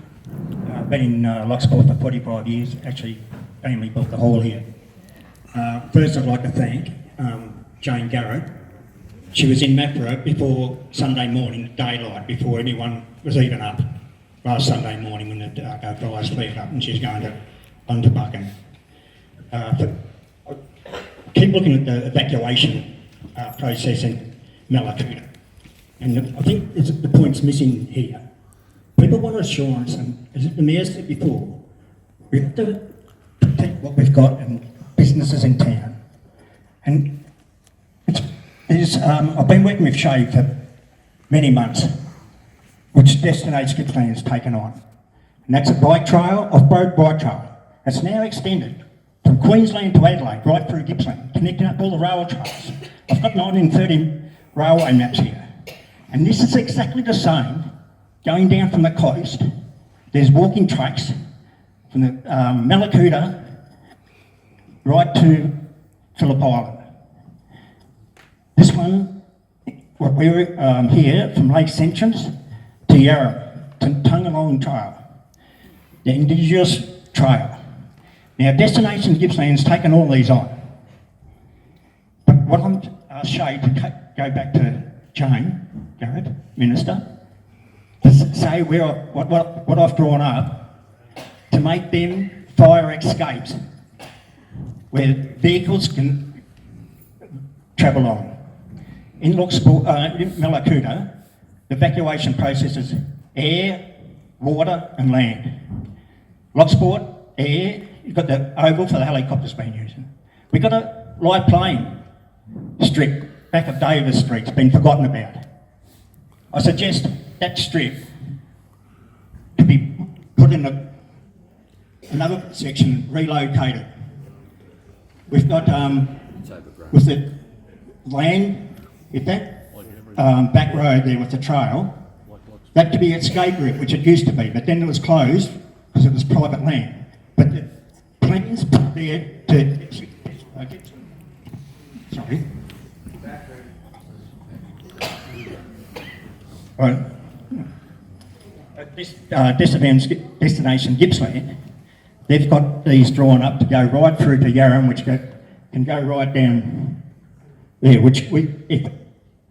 the point is what they've been saying here, what the people are worried about, if something happens like the last fires on the Lochsport Road, if that road's cut, how do people get out? And we're locked in here. And the other one is by water. We've all been waiting for many years for the Safe Harbour project. I suggest that Safe Harbour should be consulted with the Navy, Coast Guard and the Water Police as a rescue point.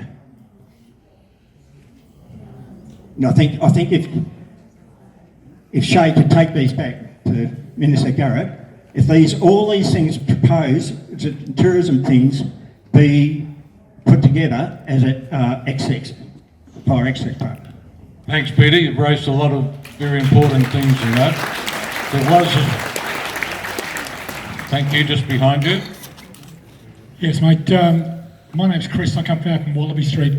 I've been here for 5 years, and I was only made aware of the 2012 bushfire report about a bit less than a week ago.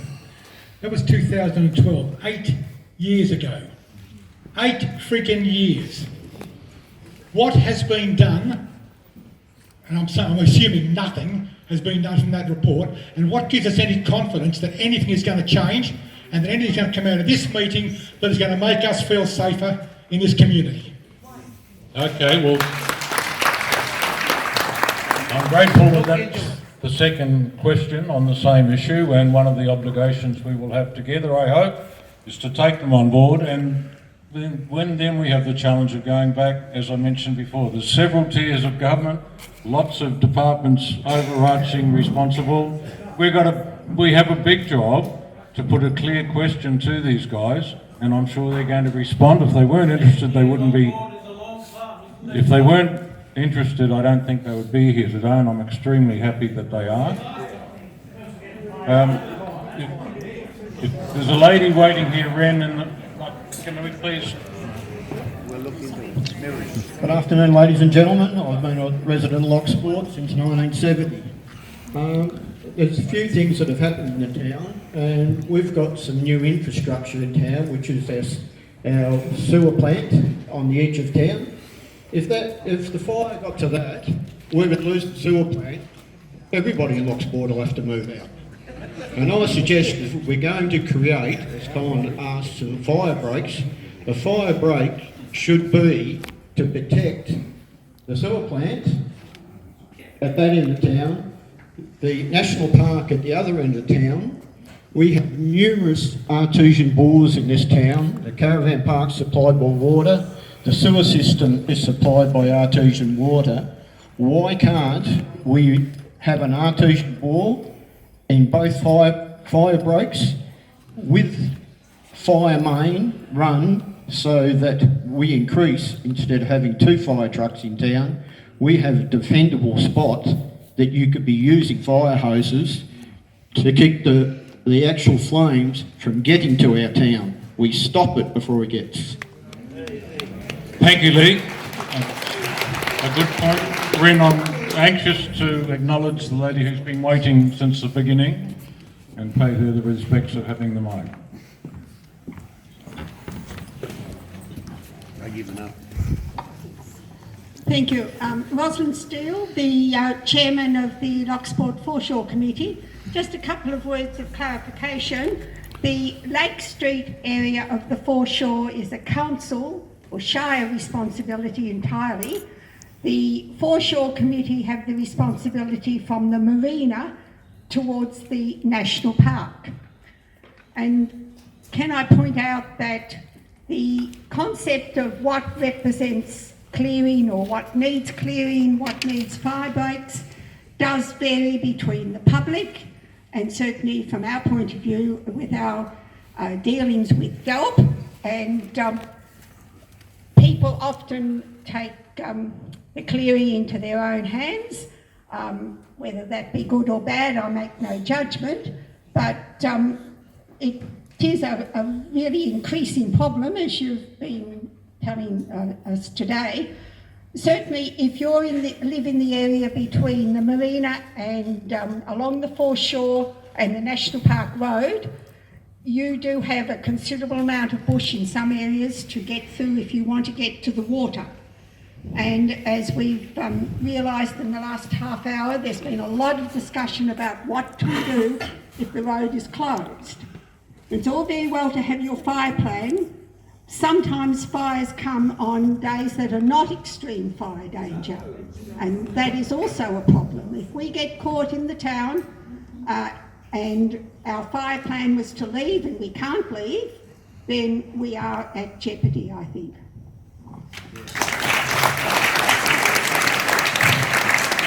Thank you very much. I take your guidance, but I'm mindful that we've been going for 2 hours, and that's quite a long time. If you're happy, I'd like to take the last 3 questions, and then on your behalf, I'll do my best to sum up where I think we've got to today and to propose, put out there what the next steps might be. Ren, behind you, we've got Terry from... As a safety point of view, for years I've said that this hall needs to be fitted with a generator. I think I've mentioned to Danny once or twice and whoever. If something unforeseen's happened where we don't leave, this will be a place where people that lose houses or whatever, whether it be flood or fire, you will be camping here. Without a generator, you have no toilet, you have no water, you have no cooking, you have nothing. Having all these trees around this building is absolute stupidity. Look outside now, there's branches and debris lying everywhere out there and around the lake centre. This should be protected. This is our place to come to when there's nowhere else to go to. And I would like to see council actually do something about it.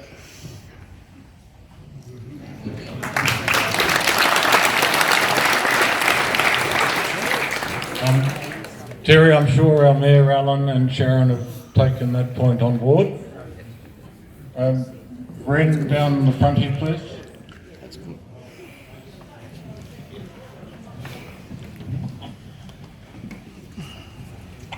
Hi, my name's Jane.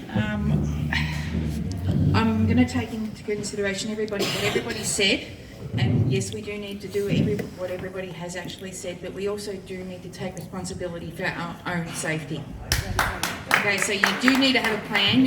You have no idea of what your plan is. Again, what they said is if it's a high fire danger, get out. And I'm sorry, but if that's detrimental to the town's businesses, then you know, where does the risk start and stop?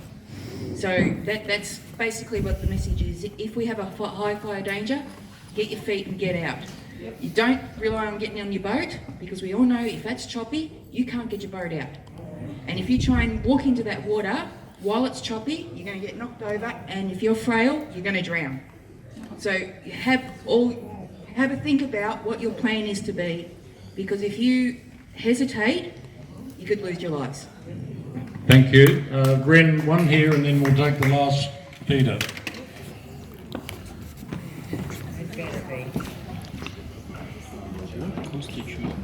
My name's Jill. As the window of opportunity has passed for the last 3 years for burns, I'm very interested to hear from one of the other guest speakers, Brennan Contracting, about alternatives to burning.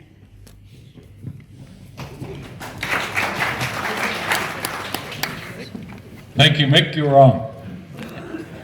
And I just happened to put your slide up, which I'm sure you'll talk to. Yeah, how you going? I manage my own vegetation company down in Melbourne. I just ran in, the boys asked me to show them some photos of some of the work we have done. Instead of using fire, to clear out land, I'll put some bits and pieces up there. It does help to take a lot of the vegetation out underneath. It still keeps the larger trees there when we do that sort of works. Any questions, I'm happy to answer them. Anything? Yep. If you were given the go-ahead, say Hang on, Peter, sorry, can we bring the mic? Otherwise it's impossible to hear. Or stand together, if it's a question and answer. Righto guys, so you've got to take away Peter the publican, Peter the husband and father. I've asked my kids to leave town twice. Now they both said to me, I'm not leaving you, Dad. Fair enough, okay. My question is to Mick. If he was given the go-ahead tomorrow, how long would it take you to clear this town up again, both sides?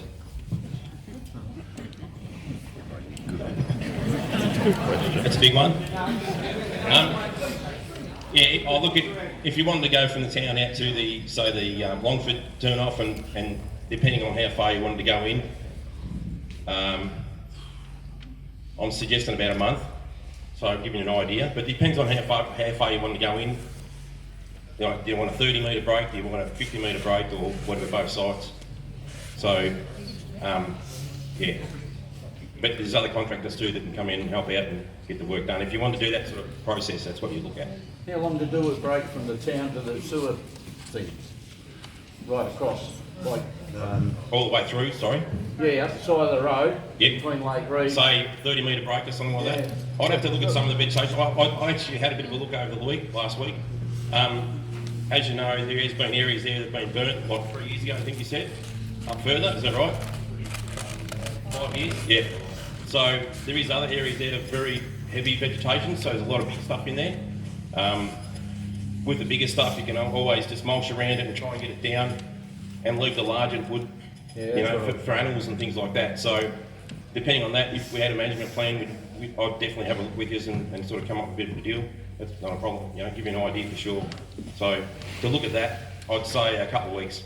Yeah, idea anyway. Simple. Thanks, Mick. If it's the will of the meeting, we'll tend to draw it to close. I know that Danny has one thing he'd like to add, and then I'll do my best to sum up and outline what maybe, what I've gathered from the meeting would be the required or desired way forward.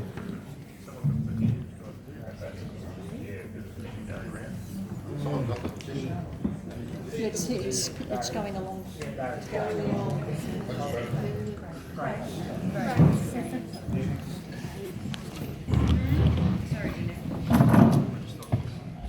I just thought, in response to Colin's statement, so the petition that I brought sort of in anticipation for today says that the petition of certain citizens of the state of Victoria, which is just the formal wording we have to do, draws to the attention of the Legislative Assembly that the township of Lochsport is at risk should a bushfire impact the town.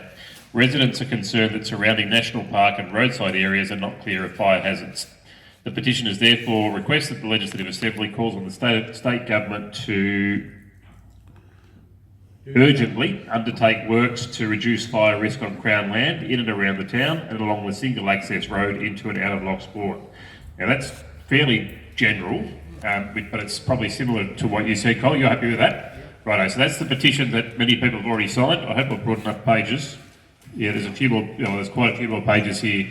If you want to sign that petition, we'll table it in Parliament, but I'll also, additional to that, I'll formally write to the Minister or Ministers. There'll be probably a couple that are relevant on this. And there's a couple of the issues that have been raised today as well that I've taken notes on that I'll also formally follow up. So happy if, Cole, if you want to move a formal motion or not, but I think the petition probably covers it if you're happy with that, and if the room's happy with that as well. So I'll leave it, I'll send it back actually to where it was, before, if you haven't signed it already, if you want to sign the petition before you go, that'd be great. Thanks, Danny. Sorry.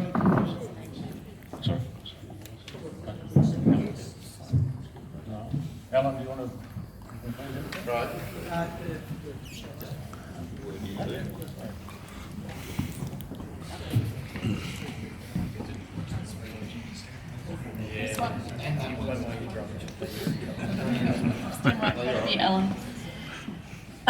Good afternoon, everyone. My name is Beth Roberts. I'm the Deputy Chief Fire Officer for Gippsland for Forest Fire Management Victoria. First of all, thank you for inviting us here today. I know there's been a lot of questions, and I understand and can hear that there hasn't been a lot of answers to your satisfaction today. However, our job is to work with you and to continue listening to you and ensure that you have a safe town as far as we can provide for you to live in from this point forward.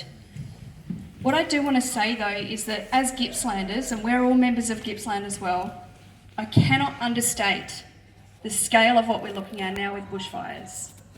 We've been at it now for over 50 days, and Alan was saying earlier that we really just came out of the woods in April last year. So less than 6 months later, we find ourselves fighting bushfires once again. And the reality is, I want to be really clear on this, we're going to be looking at response for the next 8 to 10 weeks at least. So we have another 2 months ahead of us. Part of that for us is looking at the humanitarian efforts and the evacuation and looking after people that have had significant loss already, whilst also responding to the State Response Controller's primary priority, which is preservation of life. So everything we do for the next 2 months in response is going to be about focusing on life and property. Part of that is obviously having your own plan, and we've spoken about that.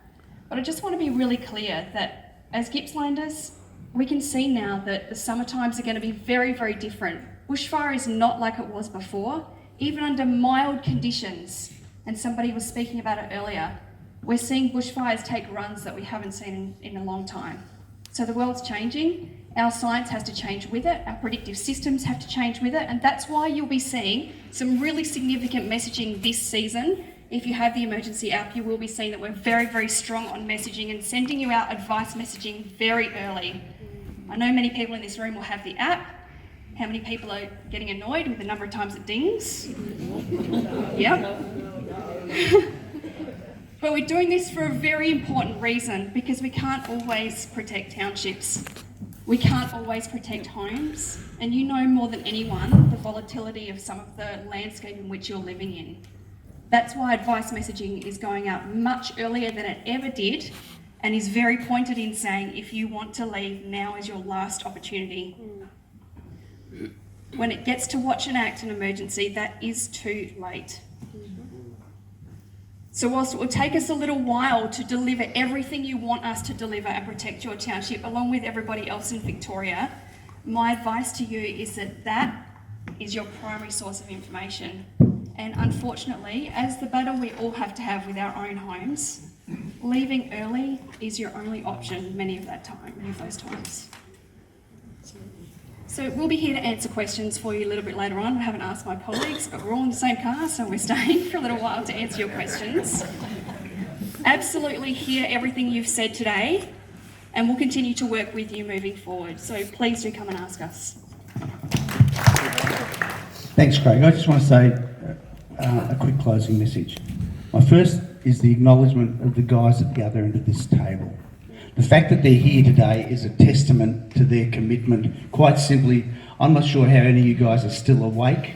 I know for our own team, working the relief centres here all the way through to Orbost and beyond, people are going above and beyond in what is in fact a disaster of unprecedented proportions. I think the petition is a great idea. I'd love to see the words "like" consistent with what's being experienced across Gippsland or the wider Australian environment. We acknowledge that. Loch Sport is one of those particular communities exposed, so that we in fact are putting the message, this is in fact a national problem, and this is us dealing with our part of it.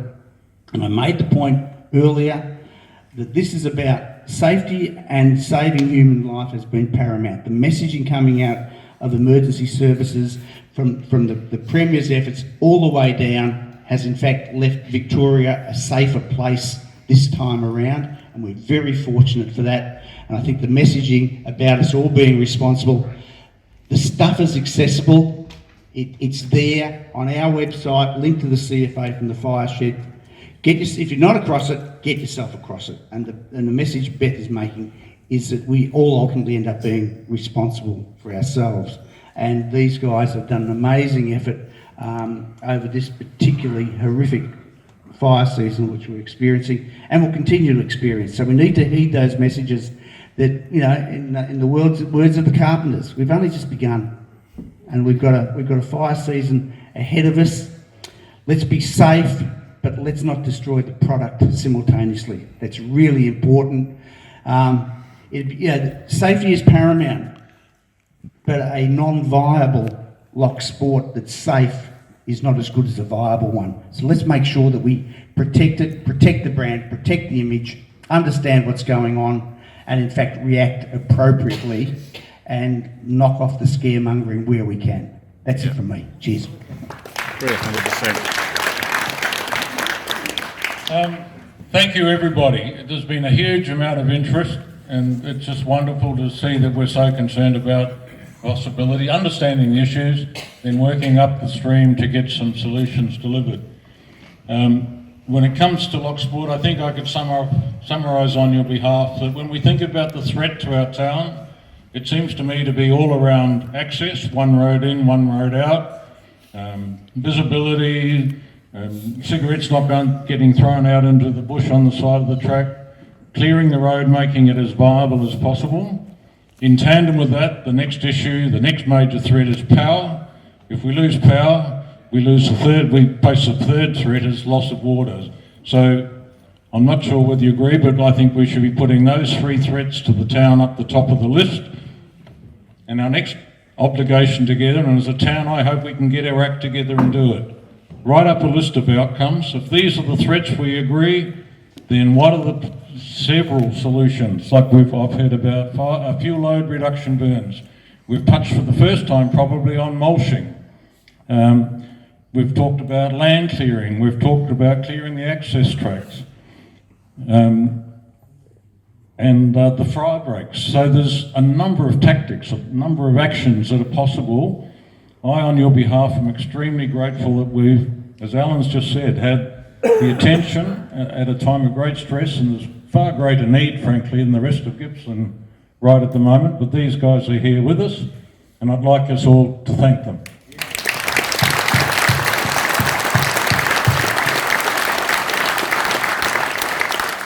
And just in closing, like anything, there's a lot of good ideas and there's a few complaints. There always is. That's healthy to have debate, have differences. But if we can come together as a town, get something on paper, because frankly, when we look up the scale to Alan and his shire, or to the state government, or ultimately the federal government, and all their various agencies, we just can't go along and have a whinge. I want us to be able to go along and say, look, here's an issue, here's some feedback, here's some thoughts. You guys are suggesting these options might be viable, and hopefully not too far from now we can come back and look at the answers to the very good questions that we've put here today, and I thank you for that input.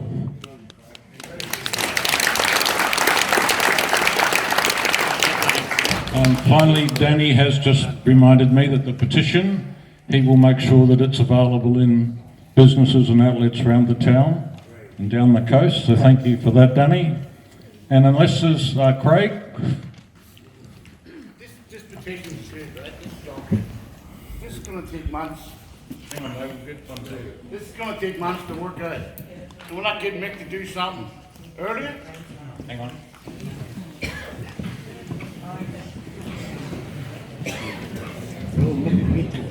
This is all well and good, what we're doing. But we in action now, not tomorrow. We need to get Mick to do what he does, like clear the ground. Not wait for 6 months down the line for somebody to burn a bit of wood. Let's get rid of it. Let's put the time together and pay the bill. Yes.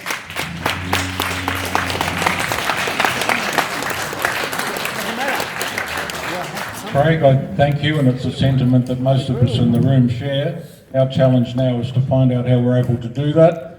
It's like, I don't want to put water on the fire, as it were, but the fact is there are agencies who are in a better position to guide us, but the challenge is there, and frankly, one of the outcomes then will be how strong we are and how determined we are to deliver just what you said, and that's over to us going forward.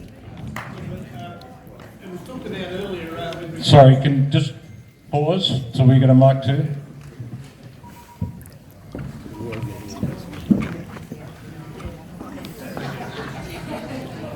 It was talked about earlier with regards to the council opening the tip site for green garbage removal. Is there any thought from Alan here with regards to that being made available ASAP? Very good idea. we undertook following this year, and as I said, there was significant success on the basis of the way it ran this year. As a matter of process, we normally in fact do a debrief after such things and have a look what our future strategy will be. I'm not in a position to commit to change that here and now. That's not, as you all know, it doesn't work like that. But we in fact, we've heard loud and clear the message, and we will in fact be having a good look at its success and what the practicalities are. I can't give any more than that, but I give you my undertaking that the matter will be appropriately reviewed as quickly as possible. I don't know that I'm the only one. Every time I come into town, I come in quite regularly. I've been coming down here for 30 odd years. But every time I come down, there's a tree down my property, and I've got to clear it, and I've got nowhere to put it. And I've got to wait. I've got stuff sitting on my land, waiting for the next green rubbish removal next November for me to be able to come down here and clear it. So I'd like to be able to do that. Is there any proposal for any green rubbish collection in the town? I'll take that on. Look, there's a couple of issues there which are in fact really significant, which are under consideration right now, not just with us, but across other municipalities. One's called FOGO, which you're probably across, which is Food Organics, Green Organics. We're looking at that like other people are. As you know, the whole recycling world is in a complete mess, and the circular economy is also under consideration at the moment, how we get the best outcomes from that. We've got some great facilities here in regard to green waste.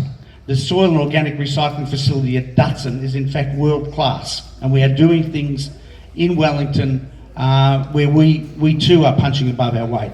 I put a paper together already in regard to this space, so it's not like we've been sitting on our hands. You know what happens when you sit on your hands? You only feel on your own. Anyway, just as an aside, that's where we are, but we're working on that. We'll take that on notice, and it'll be given appropriate consideration, no doubt. Ren, there's one more question here and then we're going to conclude, please.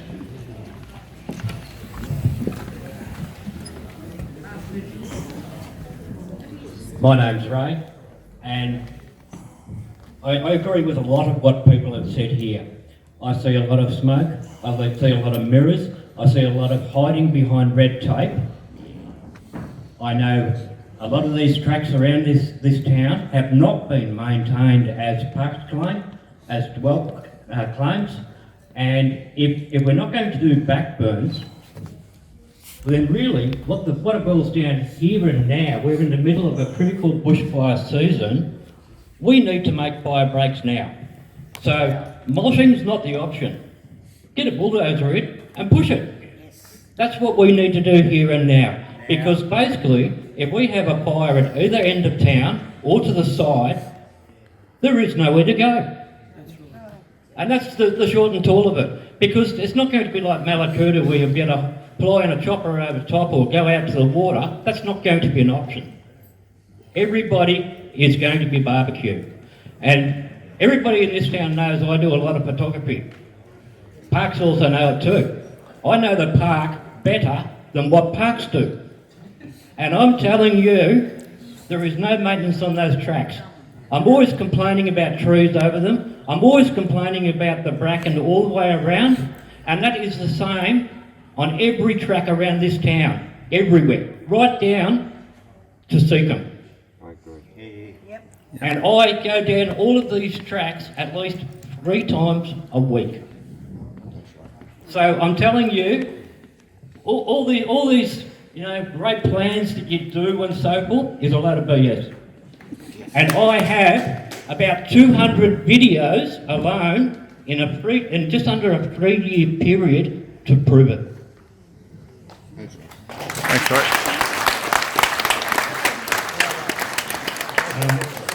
Last one behind you, Ren. Hi, my name's Denise. I'm actually just going to make a statement more so than ask a question. I was burnt out in the Ash Wednesday bushfires and lost everything. My result from that was, don't panic, don't bother trying to save a building, because that's not your home. Your home are the people who live within the building. Get your home, as in your family, out. That's the bottom line, just get out. Because you're not going to save it. Those Ash Wednesday fires, the fireys told us our house went up 30 metres from the house because of the heat.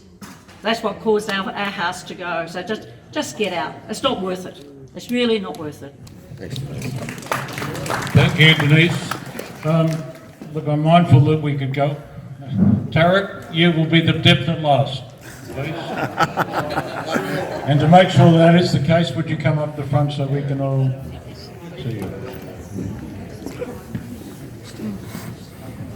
Look, there was another thing that I think we should touch on that we haven't. The Seacombe access road, which previously was the road that came into Lochsport, could we look at maybe via council having that graded? If there is a fire in the park, that we could use that as an alternative access route out. It's going to be part of the Tunnelunga Trail. It's part of the Tunnelunga Trail. Yeah, but the entirety? Look, at the moment, speaking on behalf of the Gunai Kurnai, this was like the main focus, but because of these fires wiping out pretty much 75% of our land, we need to basically rebuild that, and that's our number one priority at the moment, is restoring country. I'm sure that I can take that back to the GUAC and find out basically give you an answer on when we can possibly start that trail. But at the moment, that is our number one priority, is restoring our country, because we've lost so much. I totally understand and appreciate that, but just I'm looking at in the point of an emergency, not saying that everyone uses it all the time, just as another access point, because we've said, yes, we've got one road coming in, coming out. That was the previous road that came into town originally before they put the highway in. So it would be great if we could use it. That area would be no, because of the Tunnelunga Trail actually going through. Okay, folks, we're going to draw this to a conclusion if you don't mind. And may I just finish by saying this. The last fire we've been all talking about was 8 years ago. I'm only a new boy to the town, so I don't actually know how many years ago it was since Lochsport's had a vibrant, well-attended, interested meeting as today. And I just therefore go to Henry Ford's words that we read out before. We've come together today, let's call that the beginning. If we can keep working together on all the things that have been discussed today, we'll make progress. And if we work together, we will succeed. Thank you for coming.